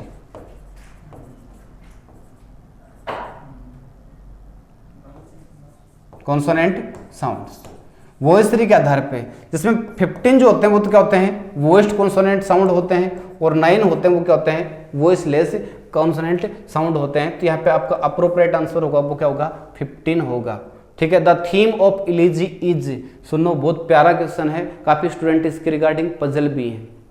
इलीजी की जो थीम होती है वो क्या होती है, ठीक है, रोमांटिक जो थीम होती है नहीं हो सकती। इलीजी क्या है, a mourning song, a lamental song, a funeral song, ठीक है, a song which expresses sorrowness mournful situation is called elegy. जो किसी की मृत्यु जो होती है, ठीक है, अपना जो प्रिय होता है, बहुत क्लोज जो व्यक्ति होता है, उसकी मृत्यु पे गाया जाने वाला दुख भरा जो गीत होता है, उस गीत को हम दोस्तों क्या बोलते हैं, इलीजी बोलते हैं। ठीक है जी, जो लिखा जाता है इन अल्टरटेनिंग हेक्सामीटर और पेंटामीटर, ठीक है, या तो हेक्सामीटर या फिर पेंटामीटर में लिखी हुई होती है, वो क्या होती है, इलीजी होती है। इलीजी जो होती है उसकी थीम जो होती है वो रोमांटिक नहीं होती, रोमांटिक नहीं होती, लव नहीं होती। लव जो थीम होती है वो सोनेट की होती है। ठीक है, सोनेट जो होता है ना उसकी जो थीम होती है वो क्या होती है, लव होती है।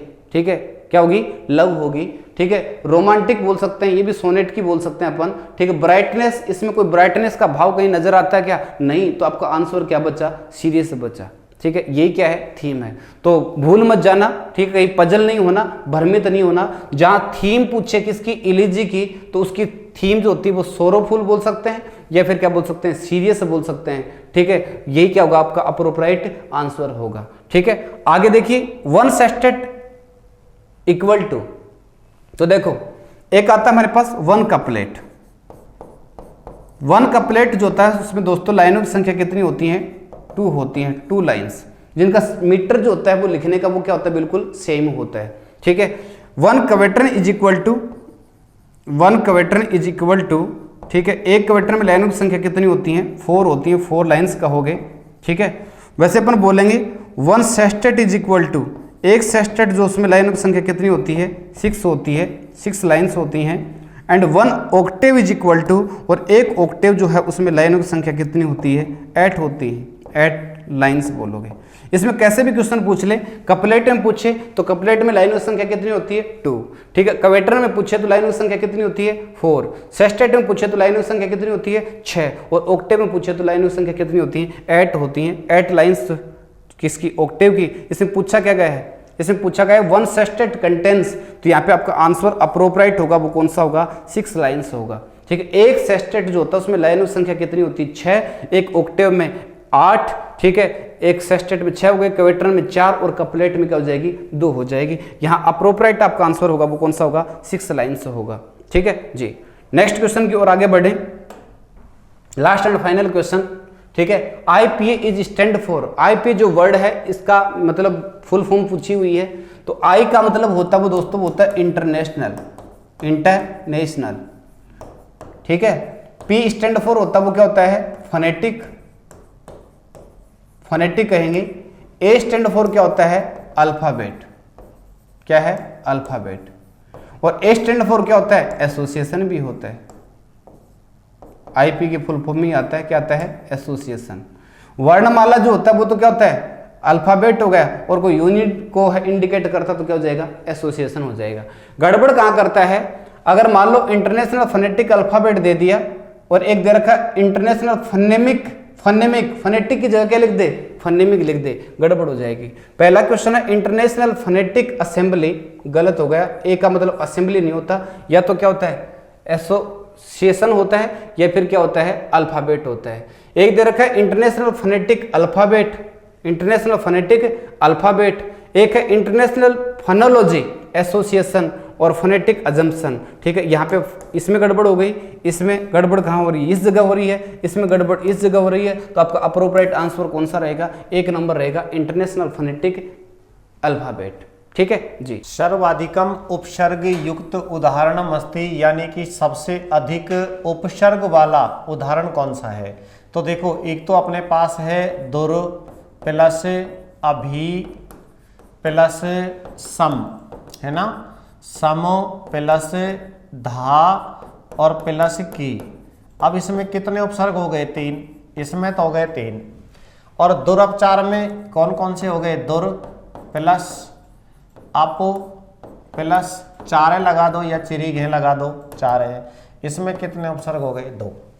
फिर ये आगे कह रहा है व्याकरणम। व्याकरणम में क्या कह रहा है, वी प्लस आंग, है ना, वी प्लस आंग प्लस किरी प्लस क्या बना दिया, ल्युट। तो बराबर इसमें कितने हो गए, 2। व्याकरणम में हो गए 2। फिर कह रहा है अभ्युदारणम, यानी कि अभी प्लस उदो प्लस आंग, आंग, ये आंग, अभी प्लस उदो प्लस आंग और प्लस हिरी, है ना, हिरी प्लस ल्युट, ये बन जाएगा। अब इसमें कितने हो गए, 3। अब देखो, इसमें भी 3 हो गए, इसमें भी 3 हो गए, तो पहला और चौथा। अब इसमें केवल 1 और 4 का है, केवल और 1 4, तो राइट आंसर क्या पढ़ा जाए, केवल 1 और 4। कस्मिन वाक्य अव्यय पदम ने प्रयुक्तम, किस वाक्य में अव्यय पद प्रयुक्त नहीं हुआ है, तो इति द्वितीय अध्याय, ये द्वितीय अव्यय इति अव्यय पद है। फिर ये कह रहा है लता मंगेशकर है कोकिल इव, यहां पर जो ये इव आया है ये इव भी क्या है, इव भी अव्यय पद है। और चिकित्सालय अन्यत्र अस्ति, तो जो अन्यत्र है ये अन्यत्र भी अव्यय पद है। बराबर बालक है ईश वंदना करोति, बालक ईश वंदना करता है, इसमें कोई भी अव्यय पद का प्रयोग नहीं हुआ है। तो राइट आंसर क्या माना जाए, बालक है ईश वंदना करोति। अगला सवाल, नी धातु के साथ तव्यत प्रत्यय के योग से, नी धातु के साथ तव्यत प्रत्यय के योग से बनने वाला पद है, तो क्या बन जाएगा, नेतव्यम, नेतव्य है, नेतव्या। ये नपुंसक में हो जाएगा, ये पुल्लिंग में हो जाएगा, ये स्त्रीलिंग में हो जाएगा, और राइट आंसर क्या आ जाएगा, सर्वाणी। विज्ञान से कालांश से वयम अत्र आगच्छामि, विज्ञान के कालांश में वयम, हम सब अत्र आगच्छामि आते हैं।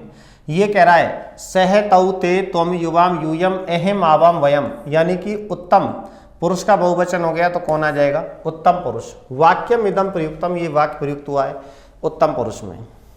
उच्चारण समय हस्तौ ऊपरी कृत्वा, उच्चारण के समय हाथों को, दोनों हाथों को ऊपर करके खादती खाता है ना।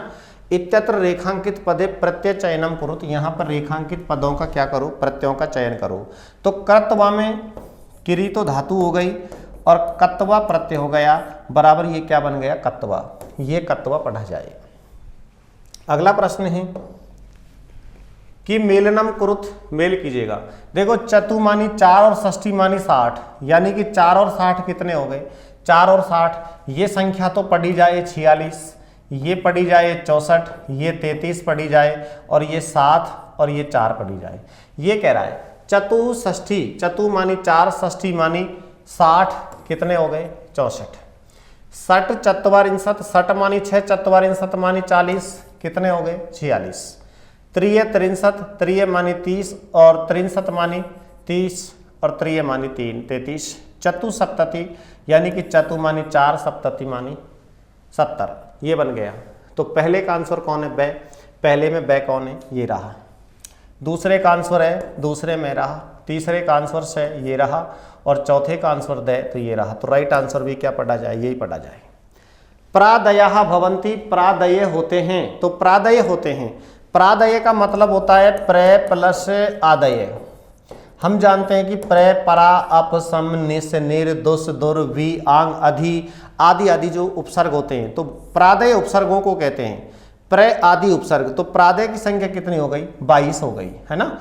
प्र, परा, अप, सम आदि जो उपसर्ग है उनकी संख्या 22 हो गई, 22 22। अगला प्रश्न है शिष्य पदे प्रत्यय चयनम कुरुत, शिष्य पद में चयन करो, किसका करो, प्रत्यय का चयन करो। तो इसमें हमको पढ़ना होता है एति, स्तु, सास, विरी, दिरी, जुसह और क्यप, ये एक प्रत्यय का नाम है। तो बराबर एति धातु, स्तु धातु, सास धातु, विरी धातु, दिरी धातु, जुस धातु के योग में कौन सा होता है, क्यप प्रत्यय। तो बराबर यहां पर क्यप कहां है, ये रहा आंसर। अब सेव धातु के साथ यदि स्थानच प्रत्यय लगाया जाए तो योगेन निर्मितम नास्ति, योग से निर्मित नहीं है। तो सेव धातु से बनेगा सेवमानम, बिल्कुल सेव मानम, सेवा मानम, ये सेवा मानम है। सेव मानम बन जाएगा, सेव माने बन जाएगा, सेव माना बन जाएगा। लेकिन यहाँ पर गलती कर दी, सेव की जगह क्या बना दिया, सेवा, और ये सेवा मानम कोई शब्द नहीं होता, इसलिए इसका राइट आंसर भी क्या हो जाएगा, सेवा मानम। निर्मित नहीं है, तो ये नहीं है। ज्ञात है इत्यत्र कै प्रत्यय प्रयुक्तम, ज्ञात है यानी कि ज्ञात है में ज्ञातो धातु हो जाएगी और कत प्रत्यय हो जाएगा। तो बराबर कत प्रत्यय का तह शेष बचता है, तह शेष बचता है, तो क्या बन जाएगा, ज्ञात है। कहाँ है कत प्रत्यय, ये रहा, ये राइट आंसर पढ़ा जाए। अव्यय पदम नास्ति, अव्यय पद नहीं है। देखो हिरिय है ना, और स्वय, ये दोनों अव्यय पद हैं। स्वय आने वाला कल, हिरिय बीता हुआ कल, और विना रहित होता है। जबकि जो मम है, ये मम क्या है, सर्वनाम, ये मम सर्वनाम है, सर्वनाम है ना। तो यहाँ पे इसको सर्वनाम पढ़ा जाए, और ये सर्वनाम होने के कारण राइट आंसर क्या हो जाएगा, यही हो जाएगा। अगला सवाल, पर्यंतम अर्थे कह उपसर्ग प्रयुक्तम, कि पर्यंतम के अर्थ में, पर्यंतम का मतलब होता है तक, इन, अति, उद, आंग और ये न कि मपी। तो बराबर ये तीन उपसर्ग दे रखे हैं, अति, उद और आंग, इनके योग में कौन सा उपसर्ग होता है। तो हमको जानना चाहिए कि पर्यंत का मतलब होता है तक, ऐसा कौन सा उपसर्ग है जिसके अर्थ में हमको तक पढ़ना है। तो बराबर हमें जानना चाहिए कि तक के अर्थ में होने वाला उपसर्ग हमारा तक, उद, आंग। आंग उपसर्ग एक ऐसा उपसर्ग होता है जो पर्यंतम में पढ़ा जाता है। ये इसका राइट आंसर हो गया। सम्यकम चिन्ह, तो सम्यक चुनिए। तो जब हम ये प्रत्यय शब्द का निर्माण करते हैं, तो प्रत्यय शब्द के निर्माण में प्रति और इण प्लस ए गलत हो जाता है, क्योंकि प्रत्यय का निर्माण होता है प्रति प्लस इण प्लस अच। प्रति तो उपसर्ग हो जाता है, इण धातु हो जाती है, और अच प्रत्यय हो जाता है। यहाँ प्रति इण तो सही है, लेकिन ये घे गलत है ना। यहाँ पर प्रति प्लस ये गलत है, ये भी गलत है, यहाँ पर ए गलत है। तो बराबर राइट आंसर क्या हो जाएगा, प्रति प्लस इण प्लस अच। पटुतरा इत्यत्र प्रत्यय अस्ति, क्योंकि एक प्रत्यय का नाम होता है तरप। क्या नाम होता है, तरप। और तरप प्रत्यय का क्या शेष रहता है, तर, और ये जुड़ता है तरह, तरा, और ये तरम, तीनों लिंगों में जुड़ता है। तो पटु तरह, पटु तरा, पटु तरम। तो स्त्रीलिंग में पटुतरा आया है, तो पटुतरा में कौन सा प्रत्यय हो जाएगा, तरप प्रत्यय। राइट आंसर तरप प्रत्यय माना जाएगा। अगला सवाल है, अनुद्ध इत्यत्र प्रकृति प्रत्यय स्थ है। यहां पर अनुद्ध में, अनुद्ध के अंदर अनु प्लस वद प्लस ल्यप, ये पढ़ा जाता है ना। अनु प्लस वद प्लस ल्यप। तो इसमें उ ले लीजिएगा और इस व को उ में बदल दीजिए, व का उ बन गया, दोनों का मिलाकर के दीर्घ बना दिया। तो ये क्या बन जाता है, ए। क्या बन जाता है, ये बन जाता है ए। और ये जो आधा ने है, आधा ने, अब दोनों की जगह, इस ऊ की मात्रा की जगह व की जगह ऊ बना दिया, दो दीर्घ बना दिया ऊ, और ये जो द है ये द बना दिया, और ल्यप प्रत्यय का ये जोड़ दिया, ये क्या बना दिया, ये क्या बन गया, अनुद्ध। हाल ही में किया गया टंकण कार्य। तो बराबर क्या बन के आया, अनु प्लस वद प्लस ल्यप, ये बन के आया है। पाठ्य पुस्तकानि कदापि न भवेयु, पाठ्य पुस्तकें कभी भी नहीं होनी चाहिए। स्थावराणी, स्थावर नहीं होनी चाहिए, यानी कि पाठ्य पुस्तकें हमेशा अपडेट होती रहनी चाहिए। ऐसा नहीं है कि किसी पाठ्य पुस्तक को एक बार लिख दिया और उसके कोई संस्करण का काम नहीं किया, तो अपडेट होती रहनी चाहिए, स्थावर नहीं होनी चाहिए। महिमा मंडन कारिणी, महिमा मंडन, महिमा दिखावा करने वाली नहीं होनी चाहिए। तो बराबर यहाँ पर पाठ्य पुस्तक कदापि न भवेयु, कभी भी नहीं होनी चाहिए, स्थावर नहीं होनी चाहिए, महिमा मंडन कारिणी नहीं होनी चाहिए। तो राइट आंसर कौन आ जाएगा? उभयो। अद्य अपि पाठ्य पुस्तकम शिक्षणम अधिगम प्रक्रियाया एकम खाली जगह उपकरणम विद्यते। अद्यापि मानी आज भी पाठ्य पुस्तक के शिक्षण में अधिगम की जो क्रिया है, अधिगम की जो प्रक्रिया है उसमें एक उपकरण माना है। उपकरण किसको माना है? अनिवार्य माना है, वैकल्पिक माना है, या ऐच्छिक माना है, या सर्वे। तो ध्यान रखना कि आज भी पाठ्य पुस्तकों का शिक्षण जो अधिगम है उसकी प्रक्रिया का एक अनिवार्य उपकरण है। कौन सा उपकरण है? अनिवार्य उपकरण है। तो राइट आंसर अनिवार्य पढ़ा जाए। अगला सवाल है पाठ्य पुस्तक से भाषा। पाठ्य पुस्तक की भाषा सरल होनी चाहिए, सुग्राह्य होनी चाहिए, है ना, जो ग्रहण हो सके, रुचिपूर्ण होनी चाहिए। तो राइट आंसर क्या आ जाएगा? सर्वे। पाठ्य पुस्तक का नाम विकासिक कार्यरत राजस्थान राज्य शैक्षिक अनुसंधान एवं प्रशिक्षण संस्थान कहाँ है? यानी कि ये कह रहा है कि पाठ्य पुस्तकों के विकास में, पाठ्य पुस्तकों के विकास में कार्यरत राजस्थान राज्य शैक्षिक अनुसंधान एवं प्रशिक्षण परिषद कार्यालय कहाँ है इसका? इसका संस्थान का कार्यालय यानी कि राजस्थान राज्य शैक्षिक अनुसंधान प्रशिक्षण परिषद का कार्यालय कहाँ है? उदयपुर में है। अगला सवाल है पाठ्य पुस्तक से आदौ न भवति। पाठ्य पुस्तक के प्रारंभ में नहीं होता है। तो पाठ्य पुस्तक के प्रारंभ में क्या नहीं होता है? पुरोवाक होता है, मंगलाचरण होता है, और पाठ्य पुस्तक निर्माण समिति का नाम होता है। परिशिष्ट नहीं होता, परिशिष्ट हमेशा पीछे होता है ना। आदौ, ये कह रहा है आदौ, आदौ मानी प्रारंभ में। पाठ्य पुस्तक के प्रारंभ में पुरोवाक भी होता है, मंगलाचरण भी होता है, पाठ्य पुस्तक निर्माण समिति भी होती है, परिशिष्ट पीछे होता है। तो राइट आंसर न भवति नहीं होता है, तो परिशिष्ट। अगला सवाल है पाठ्य पुस्तकम एकम। पाठ्य पुस्तक है एक महत्वपूर्ण साधन, बिल्कुल है। परिवर्तमानाया पाठ्यचर्या या संदर्भे, परिवर्तित होने वाली पाठ्यचर्या के संदर्भ में पाठ्य पुस्तकेषु परिवर्तनम कर्तव्यम, परिवर्तन करना चाहिए, बिल्कुल करना चाहिए। छात्रेभ्य विषय शिक्षण से उद्देश्यानि प्राप्त्यर्थम भवेत, छात्रों के लिए विषय शिक्षण के उद्देश्यों की प्राप्ति करनी चाहिए या प्राप्ति होनी चाहिए, बिल्कुल होनी चाहिए। तो राइट आंसर क्या जाएगा? सर्वे।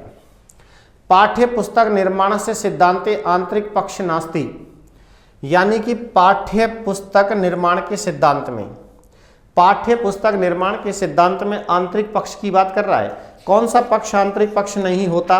तो जो पहला आंसर हमारा यहां पर है वह है स उद्देश्यता। आंतरिक पक्ष उद्देश्यता होता है। स्तर के अनुसार गुण बिल्कुल होते हैं, यानी कि आधुनिकता का समावेश होना चाहिए। तो जो ये मूल्यम होता है ना, मूल्य, ये मूल्य बाह्य पक्ष होता है, ठीक है ना, ये बाह्य पक्ष होता है। तो राइट आंसर इसका मूल्यम पढ़ा जाए। ये कह रहा है अधीता नाम पाठानाम स्मरणाय सहायकानि भवन्ति। अधीता नाम पढ़े गए पाठों के स्मरण के लिए पुस्तकानि, पुस्तकें सहायकानि भवन्ति, सहायक होती हैं।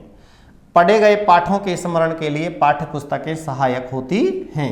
इसके बाद में अगला प्रश्न जांचते हैं। पाठ्य पुस्तक से उद्देश्यम नास्ति, पाठ्य पुस्तक का उद्देश्य। अच्छा, हमको यहाँ पे पढ़ना है पाठ्य पुस्तक से उद्देश्य अस्ति। पाठ्य पुस्तक से उद्देश्य यानी कि पाठ्य पुस्तक का उद्देश्य है, यहाँ ये देखना है पाठ्य पुस्तक का उद्देश्य है। क्या है? विभिन्न शैली नाम परिचय, यानी कि विभिन्न शैलियों का परिचय पाठ्य पुस्तक का उद्देश्य होता है, बिल्कुल। अस्ति है, होता है। तो रुचि उत्पादन, रुचि उत्पादन करना, उत्पन्न करना, बिल्कुल होता है। ज्ञान की सीमा का विस्तार करना, बिल्कुल होता है। पाठ्य पुस्तक का उद्देश्य होता है विभिन्न शैलियों का परिचय करना होता है, रुचि उत्पादन करना होता है, ज्ञान की सीमा का विस्तार करना होता है। तो राइट आंसर क्या हो जाएगा? सर्वे, ये इसका उत्तर हो जाएगा। फिर कह रहा है सप्तम वर्गाय संस्कृत पाठ्य पुस्तकम रंजनी अस्ति, कि 7वीं कक्षा में चलने वाली संस्कृत पाठ्य पुस्तक जिसका नाम क्या है? रंजनी। अब बताओ रंजनी कौन सा भाग है? तो देखो क्लास 6 में, 7 में और 8 में। 6 में तो चलता है प्रथम भाग, प्रथम भाग है। 7 में चलता है द्वितीय भाग है, और 8 में चलता है तृतीय भाग है ना, रंजनी का। रंजनी नाम है तीनों में।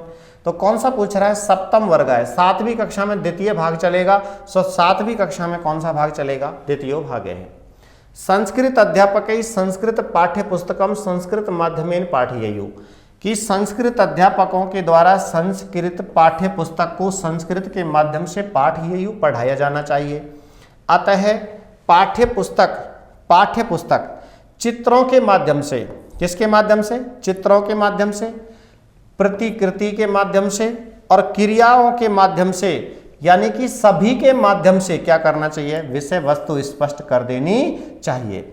संस्कृत अध्यापक के द्वारा संस्कृत पाठ्यपुस्तक संस्कृत के माध्यम से पढ़ाई जानी चाहिए, बिल्कुल सही है।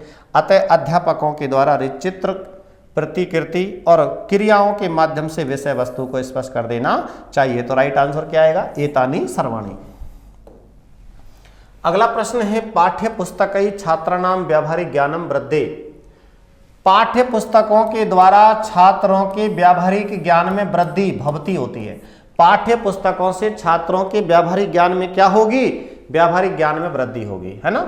होगी, बिल्कुल होगी। तो पाठ्य आगतानि भाषा तत्वानि, पाठ्य मानी पाठ में, आगतानि मानी आने वाले, पाठ्य मानी पाठ में, आगतानि मानी आने वाले जो भाषा तत्व होते हैं उन्हें स्पष्ट करने के लिए केचन शब्दः, कुछ शब्दों को स्थूल अक्षरों में मुद्रिता संति, मुद्रित होते हैं, छपे होते हैं। पाठ में आने वाले भाषा तत्वों को स्पष्ट करने के लिए कुछ शब्दों को मोटे अक्षरों में, स्थूल अक्षर का मतलब है मोटे, मोटे का मतलब होता है गहरे, है ना, जिसको हम अंडरलाइन करके बोलते हैं, है ना। कई बार हम अंडरलाइन करने की कह देते हैं या उन्हें डार्क करने की कह देते हैं, तो वो क्यों होता है? डार्क होता है। डार्क को ही स्थूल अक्षर कहते हैं। तो राइट आंसर यही होगा।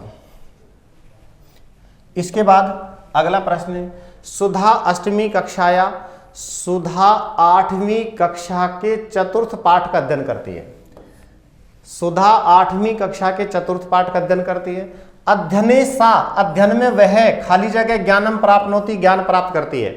देखो, पाठ के अंदर शब्दार्थ भी होते हैं, पाठ के अंदर अभ्यास प्रश्न भी होते हैं, पाठ के अंदर योग्यता विस्तार भी होता है, इसलिए राइट आंसर क्या हो जाएगा? सर्वाशाम। जब सुधा 8वीं कक्षा के पहले पाठ का अध्ययन करती है तब जाकर के वह शब्दार्थ, अभ्यास प्रश्न और योग्यता विस्तार का ज्ञान प्राप्त करती है। पाठ्य पुस्तकेषु भवन्ति, पाठ्य पुस्तकों में होते हैं, पाठ्य पुस्तकों में गद्य पाठ भी होते हैं, पद्य पाठ भी होते हैं, नाटक पाठ भी होते हैं, इसलिए राइट आंसर क्या पढ़ा जाए? सर्वे। दोस्तों, मैथ्स के पेपर के सॉल्यूशन के बारे में चर्चा करते हैं। x के किस मान के लिए AOB एक सरल रेखा होगी? AOB को सरल रेखा होने के लिए, मतलब b जो आपका है वो इस साइड में आने के लिए यहाँ जो ये एंगल बनेगा वो 180 डिग्री का बनेगा। इट मीन्स ये जो OB है वो आपकी बाईं तरफ खिसकेगी और बाईं तरफ जब रोटेट करेगी तो सीधी रेखा में आने के लिए इसको 180 डिग्री होना पड़ेगा। ठीक है, तो कहने का मतलब ये है कि 2x + 30 + 2x - 50 = 180 होना चाहिए। 2x और 2x कितना हो जाएगा? 4x - 20 = 180 degree. ये देखिएगा 4x = होगा 200 डिग्री। ठीक है, ये आपका 20 डिग्री इधर आके प्लस में हो जाएगा। तो बताइएगा x की वैल्यू कितनी आ जाएगी? 200 में 4 का भाग लगाएंगे तो कितनी बार जाएगा? 50 बार जाएगा। कितनी बार जाएगा? 50। तो 50 डिग्री होना चाहिए। किसका मान है? x का मान। ठीक है, x का मान 50 डिग्री के लिए ये क्या करेगा? सेटिस्फाई करेगा। 270 डिग्री के माप का एक उदाहरण है। ठीक है, देखिएगा, जो कोण 90 डिग्री से छोटा होता है, 90 से छोटा होता है और 0 डिग्री से बड़ा होता है उसको न्यून कोण बोलते हैं। अधिक कोण ऐसा कोण होता है जो कोण 90 डिग्री से तो बड़ा होता है और 180 डिग्री से छोटा होता है। और समकोण होता है वो θ = 90 डिग्री होता है। और प्रतिवर्ती जो कोण होता है इसको वृहत कोण भी बोलते हैं। कौन सा कोण बोलते हैं? वृहत कोण भी बोल सकते हैं इसको। और प्रतिवर्ती एंगल होता है वो होता है 180 डिग्री से बड़ा और 360 डिग्री से छोटा। 360 से छोटा और 180 से बड़ा प्रतिवर्ती कोण कहलाता है। जो कि 270 डिग्री है वो 180 से बड़ा है और 360 डिग्री से क्या है? छोटा है। नेक्स्ट क्वेश्चन है, कोण ज्ञात कीजिए जो अपने कोटि पूरक। कोटि पूरक का मतलब होता है पूरक कोण। कैसा कोण होता है? पूरक कोण। ठीक है, और पूरक कोणों का योगफल कितना होता है? 90 डिग्री होता है। तो वह कोण ज्ञात कीजिए जो अपने कोटि पूरक के बराबर हैं। तो देखिएगा, एक कोण है और उसका पूरक भी थीटा ही है, बराबर दोनों का योगफल कितना होना चाहिए? 90। तो थीटा का मान कितना होगा 45 और इस थीटा का मान भी कितना होगा 45 डिग्री एक ऐसा कोण है जो अपने पूरक कोण के बराबर होता है, क्योंकि इसका पूरक भी 45 डिग्री होगा, ठीक है। और समपूरक कोण के बराबर कोण 90 डिग्री होता है, ठीक है, क्योंकि 90 डिग्री का समपूरक भी 90 डिग्री होगा। तो इस प्रकार से इसका राइट आंसर कौन सा होगा, थर्ड होगा। निम्न में से असत्य कथन छांटिए। वृत्त की परिधि पर स्थित दो बिंदुओं को मिलाने वाला रेखाखंड जीवा कोड कहलाता है। बिल्कुल सही बात है, वृत्त की परिधि पर स्थित दो बिंदुओं को मिलाने वाला रेखाखंड क्या कहलाता है, जीवा कहलाता है। वो जीवा व्यास भी हो सकती है, कोई दिक्कत नहीं है इस चीज की। तो वृत्त की परिधि पर स्थित दो बिंदुओं को मिलाने वाला रेखाखंड क्या कहलाता है, जीवा कहलाता है, ये सत्य है। वृत्त के व्यास का आधा त्रिज्या होती है, बिल्कुल सबको पता है हमें, व्यास का आधा करेंगे तो हमारे पास में त्रिज्या आएगी, या त्रिज्या व्यास का दोगुना होती है। तो व्यास का आधा कर लो, सॉरी त्रिज्या का दोगुना व्यास होता है, तो व्यास का आधा करोगे, व्यास का आधा करोगे तो त्रिज्या प्राप्त होगी, ये बात भी क्या है, सही बात है, ठीक है। नेक्स्ट कह रहा है आयत के विकिरण परस्पर बराबर और लंबवत होते हैं, आयत के विकिरण लंबवत नहीं होते हैं, ये बात क्या है, असत्य है, ठीक है। आयत के विकिरण आपको पता है कि समद्विभाजित करते हैं, क्या करते हैं, समद्विभाजित करते हैं, पर समकोण पर समद्विभाजित नहीं करते हैं। ये जो एंगल है वो 90 डिग्री हो जरूरी नहीं है। आयत के विकिरण 90 डिग्री पर समद्विभाजित नहीं करते, लेकिन समद्विभाजित जरूर करते हैं। तो परस्पर बराबर बराबर तो होते ही होते हैं आयत के विकिरण, लेकिन 90 डिग्री का एंगल नहीं बनता। वर्ग के विकिरण परस्पर बराबर होते हैं, समकोण पर काटते हैं, बिल्कुल सही बात है, वर्ग के विकिरण बराबर भी होते हैं और 90 डिग्री पर काटते भी हैं। तो इसमें थर्ड ऑप्शन सही हो जाएगा। संलग्न चित्र में एक कोण का मान ज्ञात कीजिए। देखिएगा ये कोण बराबर है इस कोण के, और ये दोनों कोण आपस में क्या है, बराबर। तो कोणों के अर्धक जिस बिंदु पर मिलते हैं उस बिंदु पर बना हुआ कोण होता है 90 डिग्री प्लस अन्य शेष पर बने हुए कोण का आधा, बराबर आपको दिया है 108 डिग्री। कितना, 108। a/2 बराबर कितना आ जाएगा आपके पास में, 90 घटाओगे आपके पास में 18 डिग्री बचेगा, और कोण a का मान बचेगा आपके पास में 36 डिग्री। कितना आएगा, 36 डिग्री। तो इस प्रकार से आपके पास में राइट आंसर सेकंड होगा। 138 के संपूरक का कोटिपूरक कितना होगा, 138 का संपूरक निकालना है तो आपको सबसे पहले 180 में से 138 को घटाना है, घटाओगे तो आपके पास में कितना बचेगा, देखिएगा इसको अगर 10 में से 8 गया 2 बचेगा आपके पास में, ठीक है। और नेक्स्ट आप कहोगे 4 घटाओगे तो 4 42 डिग्री बचेगा। कितना, 42। और 42 का पूरक, 42 का क्या निकालना है, पूरक निकालना है, तो 90 डिग्री में से कौन घटा लो, 42 घटा लो, ठीक है। देखिएगा ये यहाँ पे आपके पास में 8 बचेगा और 5 4 ये कितना हो जाएगा, 48 डिग्री हो जाएगा। कितना हो जाएगा, 48 डिग्री हो जाएगा, ठीक है। तो इस प्रकार से राइट आंसर आपका कौन सा होगा, सेकंड होगा। संपूरक का मतलब ऐसे कोण जिनका योगफल 180 डिग्री, योगफल कितना होता है 180 डिग्री। और कोटिपूरक का मतलब योग कितना होना चाहिए, 90 डिग्री, योगफल कितना होना चाहिए, 90 डिग्री। तो योगफल 180 डिग्री और योगफल 90 डिग्री आपका वेरी करेगा संपूरक और कोटिपूरक को, ठीक है। नेक्स्ट क्वेश्चन क्या कह रहा है, निम्न में से असत्य कथन है, निम्न में से असत्य कथन छांटना है। प्रत्येक आयत एक वर्ग होता है, प्रत्येक आयत को वर्ग बोल सकते हो आप, बोल सकते हो क्या, बताओ। ये आयत है, ये क्या है, आयत है, लेकिन वर्ग नहीं है, वर्ग नहीं है। तो ये बात क्या है, असत्य है, गलत है ये बात। प्रत्येक वर्ग आयत होता है। देखिएगा ये एक वर्ग है, ये एक वर्ग है और साथ में ही क्या है, आयत भी है। क्या है, आयत है, क्योंकि आयत की आमने सामने की भुजाएं बराबर होती है, प्रत्येक कोण 90 डिग्री का होता है, विकिरण बराबर होते हैं, ये सारी कंडीशन फुलफिल हो रही है इसमें, ठीक है। लेकिन ये यहाँ पे चारों भुजाएं बराबर नहीं है तो ये वर्ग नहीं हो सकता। तो प्रत्येक वर्ग आयत होता है, ये बात क्या है, सत्य है। प्रत्येक समांतर चतुर्भुज एक आयत होता है, बिल्कुल प्रत्येक समांतर चतुर्भुज एक आयत होता है। क्या, देखिएगा ये आपका समांतर चतुर्भुज है, कैसा चतुर्भुज है, समांतर चतुर्भुज है, लेकिन ये आयत नहीं है, आयत नहीं है। आमने सामने की भुजाएं बराबर हैं तथा समांतर हैं, लेकिन ये आयत नहीं हो सकता। तो ये बात भी क्या होगी, गलत होगी। तो इनमें से सत्य कथन कौन सा होगा, सेकंड। त्रिभुज में कुल अवयव रचना के आधार पर कितने होते हैं, तो त्रिभुज में कुल अवयव कितने होते हैं, 6 होते हैं, ठीक है। तो ये अवयव कौन कौन से होते हैं, 3 तो आपके कोण होते हैं और 3 आपकी क्या होती है, भुजाएं होती है, ठीक है। तो ऐसे टोटल 6 अवयव होते हैं। निम्न में से कौन सा परिभाषित नहीं है, देखिएगा बिंदु परिभाषित नहीं है। बिंदु की कोई परिभाषा नहीं होती, क्योंकि बिंदु का कोई आकार नहीं होता, इसकी कोई आकृति नहीं होती, इसका कोई क्षेत्रफल नहीं होता, इसका कोई परिमाप नहीं होता। ये अपरिभाषित है। जिन चीजों को अपन डेफिनेशन के तहत परिभाषित नहीं कर सकते वो अपरिभाषित रूप कहलाते हैं। रेखाखंड दो निश्चित बिंदुओं के बीच की दूरी क्या कहलाती है? रेखाखंड कहलाती है। रेखा क्या कहलाती है? जैसे एक निश्चित बिंदु से आदि और अनंत की ओर गतिमान बिंदुओं का बिंदुपथ क्या कहलाता है? रेखा कहलाता है। और चतुर्भुज के विकिरणों को परिभाषित कर सकते हो। आमने सामने के शीर्षों को मिलाने वाला रेखाखंड क्या कहलाता है? विकिरण कहलाता है। लेकिन बिंदु की कोई डेफिनेशन नहीं है। बिंदु का आकार आकृति डिपेंड करता है आपने कितना बनाया है उस पर, ठीक है। इस प्रकार से आप कहोगे कि बिंदु की कोई परिभाषा नहीं होती। नेक्स्ट क्वेश्चन आपको बोल रहा है समकोण त्रिभुज में अन्य दो कोणों का योगफल कितना होता है? समकोण त्रिभुज में एक कोण 90 डिग्री होता है। कितना होता है? 90 होता है। तो अन्य दो कोणों का योग, एक थीटा है तो दूसरा 90 माइनस थीटा है, तो अन्य दो कोणों का योगफल कितना होता है? एक समकोण के बराबर होता है। कितने समकोण? एक समकोण का मान 90 डिग्री के बराबर होता है। निम्न में से द्विविमीय आकृति कौन सी नहीं है? त्रिभुज द्विविमीय होती है, वर्ग द्विविमीय होती है, वर्त द्विविमीय होता है और शंकु त्रिविमीय होता है। शंकु त्रिविमीय आकृति क्यों होती है? देखिएगा, शंकु की शेप कौन की शेप ऐसी होती कि नहीं होती है? ठीक है, तो इसमें देखिएगा एक तो आधार होता है जिसमें आधार में लंबाई और चौड़ाई के रेफरेंस दे सकते हो आप, और एक इसकी ऊंचाई होती है। क्या होती है? ऊंचाई।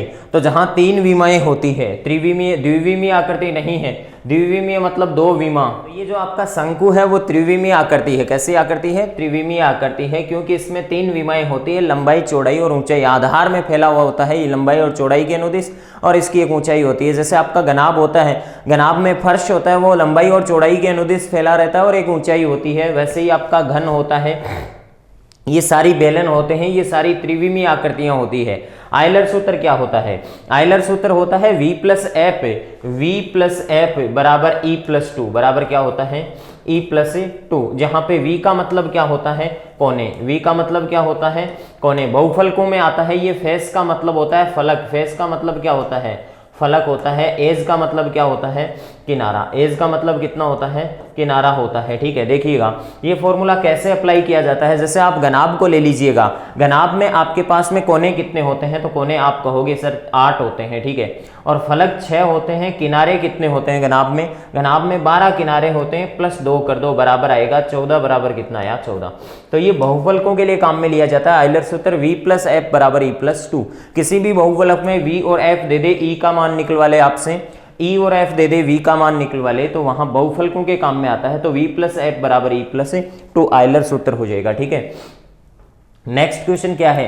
निम्न में से सत्य कथन छांटिए। दो न्यून कोण एक दूसरे के पूरक होते हैं। कोई जरूरी नहीं है दो न्यून कोण, एक 30 डिग्री हो गया और दूसरा मैं ले लेता हूं 40 डिग्री। दोनों न्यून कोण है, एक दूसरे के पूरक नहीं है, कोई जरूरी नहीं है। दो अधिक कोण एक दूसरे के पूरक होते हैं, कभी नहीं हो सकते दो अधिक कोण, क्योंकि एक को मैं ले लेता हूं 92 डिग्री और दूसरे को ले लेता हूं 95 डिग्री। दोनों अधिक कोण है लेकिन एक दूसरे के पूरक नहीं है। आसन कोण रेखिक कोण युग्म होते हैं। देखिएगा, आसन कोणों का रेखिक कोण युग्म होना जरूरी नहीं है। क्या नहीं है? जरूरी नहीं है। क्यों नहीं है जरूरी? ध्यान से देखिएगा कि आसन कोण कौन से होते हैं। आसन कोण होते हैं जिनका एक उभयनिष्ठ शीर्ष होता है, एक उभयनिष्ठ भुजा होती है। एक इसके दाईं तरफ बनता है तो दूसरा इसके बाईं तरफ बनता है, ठीक है। ये दोनों कोण आसन कोण कहलाते हैं। क्या कहलाते हैं? आसन कोण कहलाते हैं। ये आसन कोण तो हैं लेकिन रेखिक कोण युग्म नहीं है, ठीक है। रेखिक कोण युग्म आसन कोण होते हैं, ये बात क्या है? सत्य है। क्यों है? क्योंकि रेखिक कोण युग्म कौन से होते हैं? एक सरल रेखा पर कोई तिर्यक रेखा आपतित होती है तो इसके इर्द गिर्द जो बनते हैं वो कोण रेखिक कोण युग्म कहलाते हैं, थीटा और अल्फा, ठीक है। ये रेखिक कोण युग्म है, इनका एक उभयनिष्ठ शीर्ष है, एक उभयनिष्ठ भुजा है। तो ये रेखिक के साथ साथ में क्या है? आसन भी है। रेखिक भी है प्लस क्या है? आसन भी है, ठीक है। तो रेखिक कोण युग्म आसन कोण होते हैं लेकिन आसन कोणों का रेखिक कोण युग्म होना कंपल्सरी नहीं है, ठीक है। तीन रेखाओं पर एक तिर्यक रेखा खींची जाती है। देखो 3 रेखाएं हैं, इन पर कोई तिर्यक रेखा खींची जाती है तो वह 3 बिंदुओं को प्रतिच्छेद करती है। तो प्रतिच्छेद बिंदु कितने प्राप्त होते हैं? हमें 3 प्राप्त होते हैं, ठीक है। 2 रेखाओं पर कोई तिर्यक रेखा आपतित होती है तो प्रतिच्छेद बिंदु कितने प्राप्त होते हैं? 2। 2 समांतर रेखाओं को कोई एक तिर्यक रेखा काटती है तो निम्न में से सत्य कथन नहीं है। 2 समांतर रेखाओं को कोई तिर्यक रेखा काटती है। देखिएगा, ये 2 समांतर रेखाओं को कोई तिर्यक रेखा काटती है तो संगत कोण युग्म बराबर होते हैं। बिल्कुल ये कोण इसके बराबर होता है और ये कोण किसके बराबर होता है?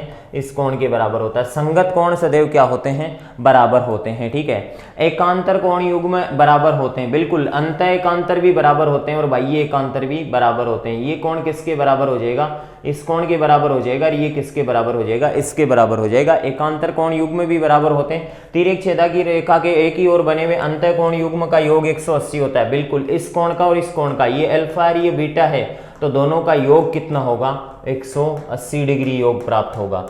एक ही ओर बने हुए अंत कोण का योग 180। सम्मुख कोण पूरक होते हैं, सम्मुख कोण पूरक नहीं होते हैं, क्या होते हैं, बराबर होते हैं। क्या होते हैं, बराबर होते हैं सम्मुख कोण। ये कोण इसके बराबर, ये कोण इसके बराबर, ये कोण इसके बराबर, ये कोण इसके बराबर, तो सम्मुख कोण क्या होते हैं, बराबर होते हैं, पूरक नहीं होते हैं। निम्न में से कौन सा त्रिभुजों के अंत कोणों को प्रदर्शित करता है, देखिएगा, इन सब का योगफल करोगे आप तो आपको मिलेगा कितना, 170 डिग्री, जो भी त्रिभुज के अंत कोणों को प्रदर्शित नहीं करता है। इन सब का अगर आप योगफल करोगे तो आपके पास में आएगा 200 डिग्री।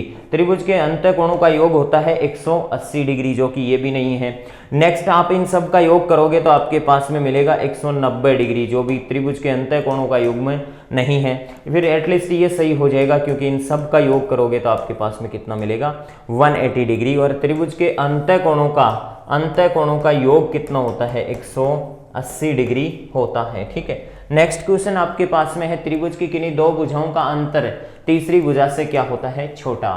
त्रिभुज के अंतर्गत देख लीजिएगा, अगर तीन भुजाएं हैं ए बी और सी, तो किन्हीं भी दो भुजाओं का योगफल a प्लस बी का योग तो हमेशा तीसरी से बड़ा होता है, योग तो हमेशा बड़ा होता है, और अंतर दो भुजाओं का हमेशा छोटा होता है तीसरी भुजा से, ठीक है। तो दो भुजाओं का योगफल सदैव तीसरी भुजा से बड़ा होता है और अंतर सदैव तीसरी भुजा से क्या माना जाता है, छोटा।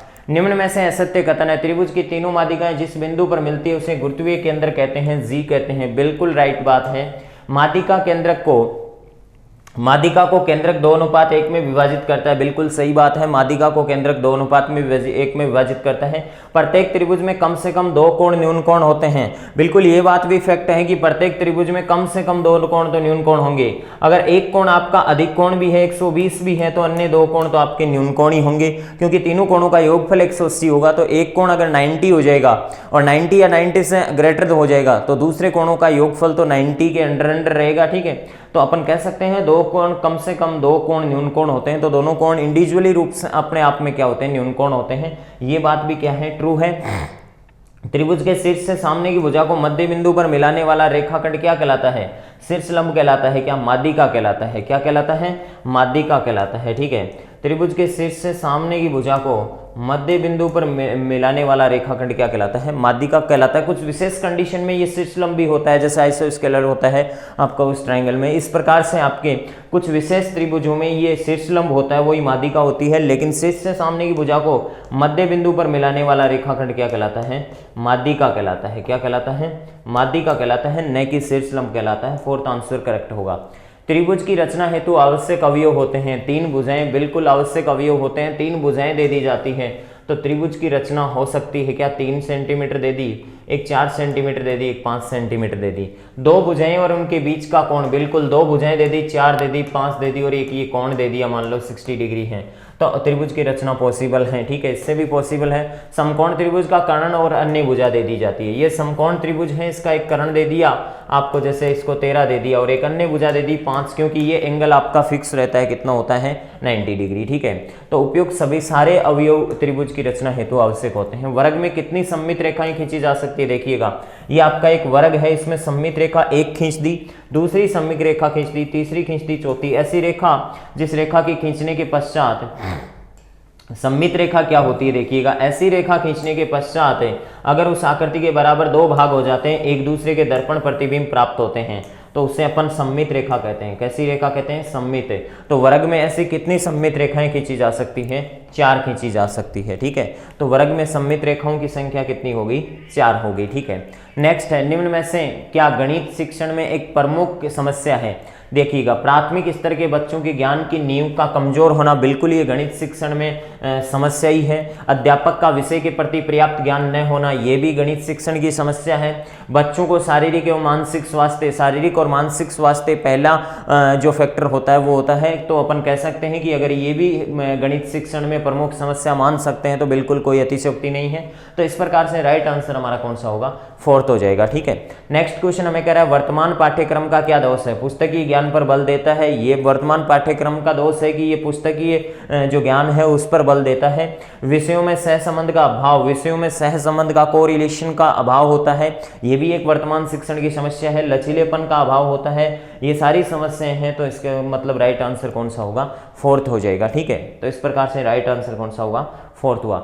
नेक्स्ट क्वेश्चन है उपचारात्मक शिक्षण का क्या अर्थ है। ठीक है, उपचारात्मक शिक्षण का अर्थ है शिक्षण जिसमें कमजोरियों का पता लगे, बिल्कुल नहीं हो सकता। शिक्षण जिसमें छात्रों की त्रुटियों का संशोधन हो, बिल्कुल ये उपचारात्मक शिक्षण का क्या होता है, मीनिंग होता है। स्कूलों में गणित की समस्या किस तरह की समस्याओं से घिरी हुई होती है।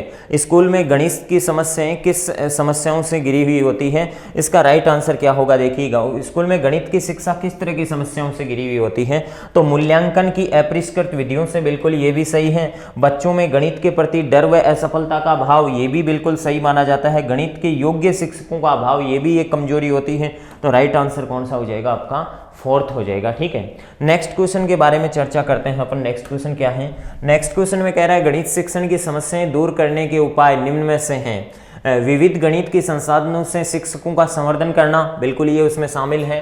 आकलन पद्धतियों को बदलना, बिल्कुल ये भी सही है। प्रत्येक विद्यार्थी को सफलता के भाव से जोड़ना, बिल्कुल ये भी सही है। गणित शिक्षा का फोकस है अमूर्त से मूर्त की ओर करना, ये इसमें शामिल नहीं है। तो कौन सा ऑप्शन हो जाएगा, फर्स्ट सेकंड थर्ड किस में है, आपके फर्स्ट में माने जाए, फर्स्ट में है, तो ये राइट आंसर होगा। नेक्स्ट आपको कह रहा है उत्कर्ष गणित शिक्षक के लिए हमारी दृष्टि जुड़वां सरोकार पर आधारित है। ठीक है, तो कौन सा एक सरोकार इसमें शामिल है। सभी बच्चे विज्ञान के साथ साथ गणित सीखें, कोई कंपलसरी नहीं है। सभी बच्चों को गणित सीखने की जरूरत है, बिल्कुल ये सेकंड ऑप्शन इसमें क्या माना जाएगा, राइट माना जाएगा। नेक्स्ट क्वेश्चन हमारे पास में है कि बच्चे गणित को इस रूप में देखें कि इसके बारे में गणित का डर व असफलता का भय समाप्त हो सके। ठीक है, तो इसके बारे में संप्रेषण करना चाहिए हमें, बिल्कुल संप्रेषण करना चाहिए। नेक्स्ट कह रहा है आपस में चर्चा करें, बिल्कुल करना चाहिए। मिलकर उस पर कार्य करें, बिल्कुल कार्य करना चाहिए। सूत्र व नियम रटाएं, ये नहीं हो सकता। तो फर्स्ट सेकंड थर्ड किस में है, आपके सेकंड ऑप्शन में है, वो राइट माना जाएगा। ठीक है, नेक्स्ट क्वेश्चन आपको क्या कह रहा है, नेक्स्ट क्वेश्चन में आपको बोला है कि विशेष जरूरत वाले बच्चों के शिक्षण के लिए महत्वपूर्ण है। ग्राफ, बिल्कुल ये कंपलसरी होता है। संचार प्रौद्योगिकी, ये भी कंपलसरी होता है। सरल भाषा भी कंपलसरी है। स्पर्श संबंधी उपकरण, मानसिक गणना, सारे के सारे इसमें राइट आंसर है। तो कौन सा हो जाएगा, 4th हो जाएगा। फर्स्ट सेकंड थर्ड फोर्थ और 5th इसमें सारे के सारे शामिल हैं, तो 4th ऑप्शन इसका राइट माना जाएगा।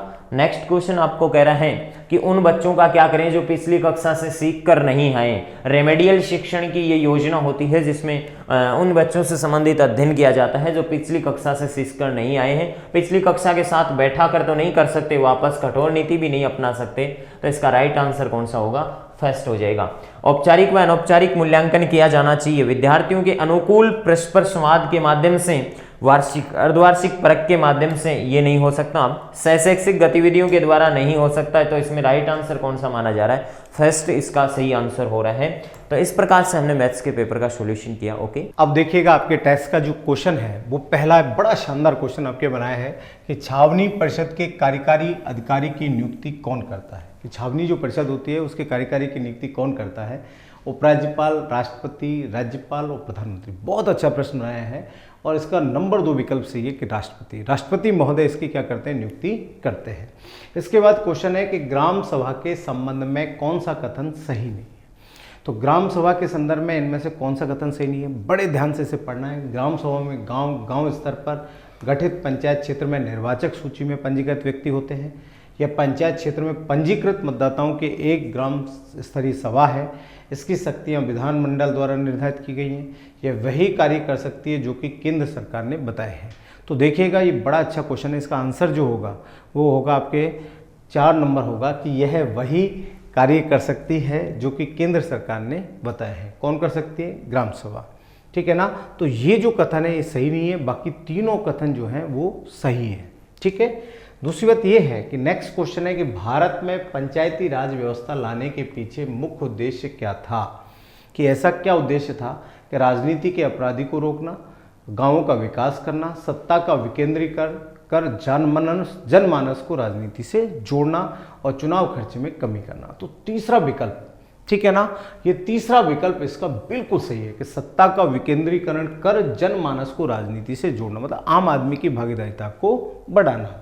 इसके बाद में क्वेश्चन है एडुसेट से क्या अभिप्राय है, ठीक है ना। सीधी सी बात है, एडुसेट से क्या अभिप्राय है। चारों विकल्प आपके सामने हैं। रॉकेट जिसका उपयोग मानव निर्मित सौरमंडल में खोजा गया एक नया ग्रह, एक क्षुद्र ग्रह जो मंगल और बृहस्पति की कक्षाओं के बीच पाया जाता है, और लास्ट विकल्प आता है एक मानव निर्मित भारतीय उपग्रह। तो बिल्कुल सही चौथा विकल्प इसका सही होगा कि ये एक मानव निर्मित भारतीय उपग्रह है। एजुसेट एजुकेशन के लिए छोड़ा गया, ठीक है ना, इसरो के द्वारा प्रक्षेपित किया गया, जिसके चेयरमैन के सिवान हैं। इसके बाद नेक्स्ट आपके क्वेश्चन आता है कि निम्न भारतीय उपग्रहों में से कौन सा लंबी दूरी के दूर संचार एवं टीवी प्रोग्राम के प्रसारण हेतु बनाया गया है। कितना शानदार क्वेश्चन है।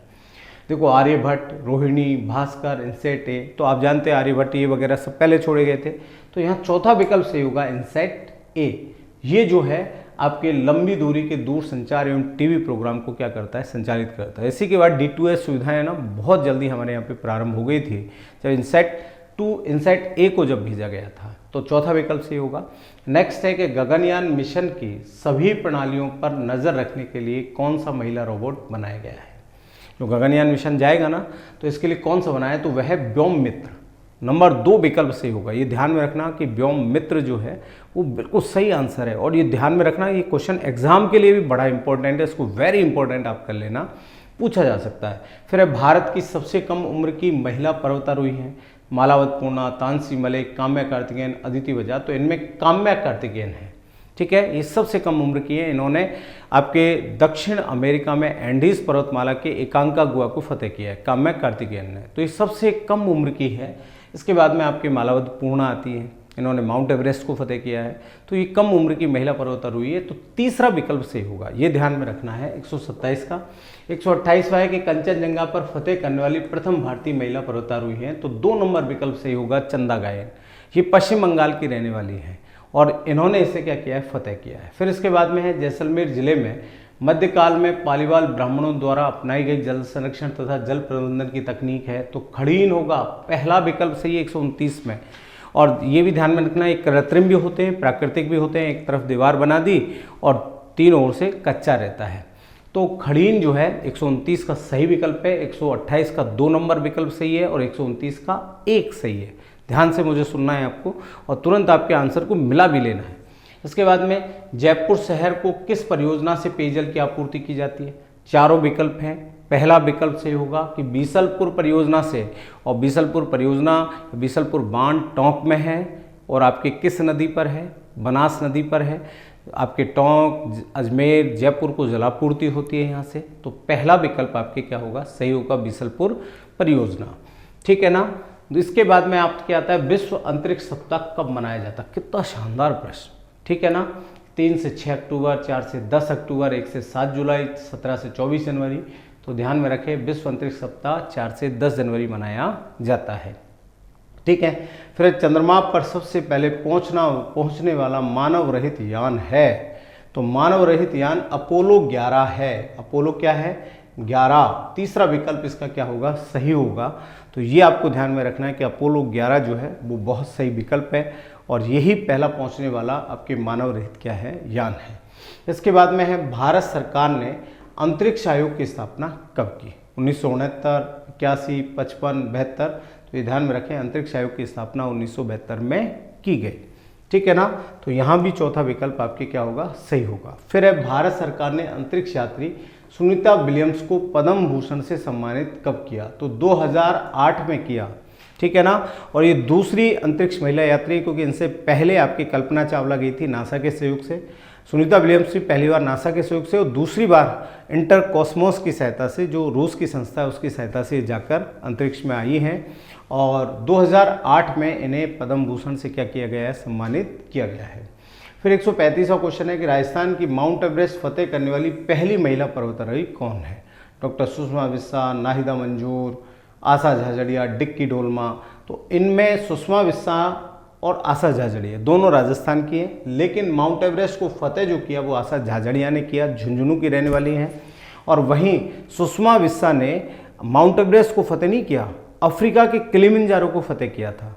तो दोनों ही राजस्थान की हैं। आप बीकानेर से आती हैं, मगन विसा की पत्नी है, और मगन विसा का क्या हो गया, निधन हो गया। तो उनके उसको सपने को पूरा करने के लिए सुषमा विसा ने तो अफ्रीका के किलिमंजारो को फतेह किया, और माउंट एवरेस्ट को फतेह करने वाली कौन बनी? आशा झाझड़िया, और झुंझुनू की रहने वाली हैं। आशा झाझड़िया कहाँ की हैं? झुंझुनू की रहने वाली हैं। तो ये भी ध्यान में रखना है। फिर आपके आता है पृथ्वी की सर्वाधिक घूर्णन गति होती है भूमध्य रेखा पर, ध्रुवों पर, मध्यवर्ती अक्षांशों पर, और इनमें से कोई नहीं। तो ये ध्यान में रखना कि इसकी जो आपके अधिकाधिक गति होती है वो भूमध्य रेखा पर होती है, और भूमध्य रेखा पर इसकी गति 0.46 किलोमीटर प्रति सेकंड होती है, और सबसे कम गति ध्रुवों पर होती है। तो ध्यान में रखें कि किस पर गति अधिक होती है, तो भूमध्य रेखा पर गति अधिक होती है। इसके बाद में आपके 137वां क्वेश्चन है कि सौर मंडल का सबसे बड़ा चंद्रमा है। तो सौर मंडल का सबसे बड़ा चंद्रमा गैनीमीड या ज्ञानमीड है। गैलीलियो गैलीली ने इसकी खोज की, और ये बृहस्पति का है। बृहस्पति का ये सबसे बड़ा उपग्रह है, और बृहस्पति सबसे बड़ा ग्रह भी है। तो ये भी ध्यान में रखें। फिर आपके क्वेश्चन है कि दशहरा कब मनाया जाता है? भाद्र शुक्ल दशमी, अश्विन शुक्ल दशमी, अश्विन कृष्ण दशमी, कार्तिक अमावस्या।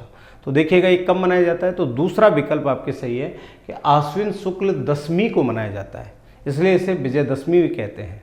क्या कहते हैं? विजयादशमी भी कहते हैं। फिर मौनी अमावस्या कब मनाई जाती है? कितना अच्छा क्वेश्चन है कि मौनी अमावस्या कब मनाई जाती है? अमावस्या कब मनाई जाती है? कार्तिक अमावस्या, कार्तिक पूर्णिमा, माघ अमावस्या और अश्विन अमावस्या। तो मौनी अमावस्या माघ अमावस्या को मनाई जाती है। तो तीसरा विकल्प सही है इस क्वेश्चन का। इसके बाद में आपके है बसंत पंचमी मनाई जाती है। माघ कृष्ण पंचमी, माघ शुक्ल पंचमी, कार्तिक शुक्ल पंचमी और कार्तिक कृष्ण पंचमी। तो ये माह के महीने में माघ शुक्ल पंचमी को मनाई जाती है, दूसरा विकल्प सही होगा। इसके बाद लट्ठमार होली कहाँ की प्रसिद्ध है? ब्यावर अजमेर, भिनाय अजमेर, श्री महावीर जी करौली और कोटा। तो लट्ठमार होली देखो श्री महावीर जी की प्रसिद्ध है, तीसरा विकल्प सही होगा। फिर है राजस्थान में सर्वाधिक बाल विवाह कब होते हैं? बैसाख कृष्ण तृतीया, बैसाख शुक्ल द्वितीया, बैसाख शुक्ल तृतीया, और इनमें से कोई नहीं। तो अक्षय तृतीया को होते हैं। तो यहाँ पर आपके बैसाख शुक्ल क्या आएगी? तृतीया आएगी, तीसरा विकल्प, जिसे आखा तीज भी आप कहते हैं। ठीक है। फिर इसके बाद में 143वां क्वेश्चन है कि भारतीय मूर्ति कला का विश्वकोश कहा जाता है? कीर्ति जैन स्तंभ, विजय स्तंभ, हाडी रानी का महल, और इनमें से कोई नहीं। तो एनसाइक्लोपीडिया जो है वो हम विजय स्तंभ को कहते हैं। तो दूसरा विकल्प आपके क्या होगा? सही होगा। फिर आपके 144वां क्वेश्चन है कि न्याय की छतरी किसे कहा जाता है? रणथंभौर की छतरी, सरगासूली, गेटोर की छतरी और अमर सिंह राठौड़ की छतरी। तो रणथंभौर की छतरी को न्याय की छतरी कहा जाता है, पहला विकल्प सही होगा। इसके बाद है किस छतरी की अनुकृति लंदन के कैन सिंगल म्यूजियम में रखी हुई है? ठीक है ना। 80 खंभों की छतरी, सरगासूली, सवाई जयसिंह द्वितीय और गेटोर की छतरी। तो तीसरा विकल्प सही होगा कि सवाई जयसिंह द्वितीय की जो छतरी की अनुकृति है वो लंदन के कैन सिंगल म्यूजियम में रखी हुई है। इसके बाद में आपके 146वां क्वेश्चन है निम्न में से कौन भारत के अंतरिक्ष यात्री नहीं है? राकेश शर्मा, रवीश मल्होत्रा, सुनीता विलियम्स, इनमें से कोई नहीं। तो इनमें से कोई नहीं, भारत के अंतरिक्ष यात्री नहीं है। 146वां जो क्वेश्चन है इसका आपके चौथा विकल्प सही होगा कि इनमें से कोई नहीं। ठीक है। फिर इसके बाद में आपके है कि हमारे सौर मंडल में अंतर्राष्ट्रीय खगोलीय संघ ने 8 ग्रहों में मान्यता दी है, इनमें से सबसे बड़ा ग्रह कौन सा है? तो सबसे बड़ा ग्रह बृहस्पति है, पहला विकल्प आपके क्या होगा? सही होगा। ठीक है। इसके बाद में नेक्स्ट क्वेश्चन है कि उपग्रह वे होते हैं, तो ये ध्यान में रखना, इसका तीसरा विकल्प सही होगा। जो ग्रहों के चारों ओर क्या लगाते हैं? चक्कर लगाते हैं, वे क्या होते हैं? उपग्रह होते हैं। तो 148वें क्वेश्चन का तीसरा विकल्प सही होगा। फिर है स्वयं के प्रकाश से चमकते हैं वो क्या कहलाते हैं? तो ध्यान में रखें, तारे कहलाते हैं। क्या कहलाते हैं? तारे कहलाते हैं, पहला विकल्प सही होगा। फिर है भारत के अंतरिक्ष कार्यक्रम के जनक हैं, कि अंतरिक्ष कार्यक्रम के जनक कौन है, तो डॉक्टर विक्रम साराभाई। इसका तीसरा विकल्प आपके क्या होगा, सही होगा। इस तरह के आपके क्वेश्चन लेकर हम आपके बीच उपस्थित होते रहेंगे क्वेश्चन सॉल्यूशन को लेकर। बहुत बहुत आपको धन्यवाद। Thank you.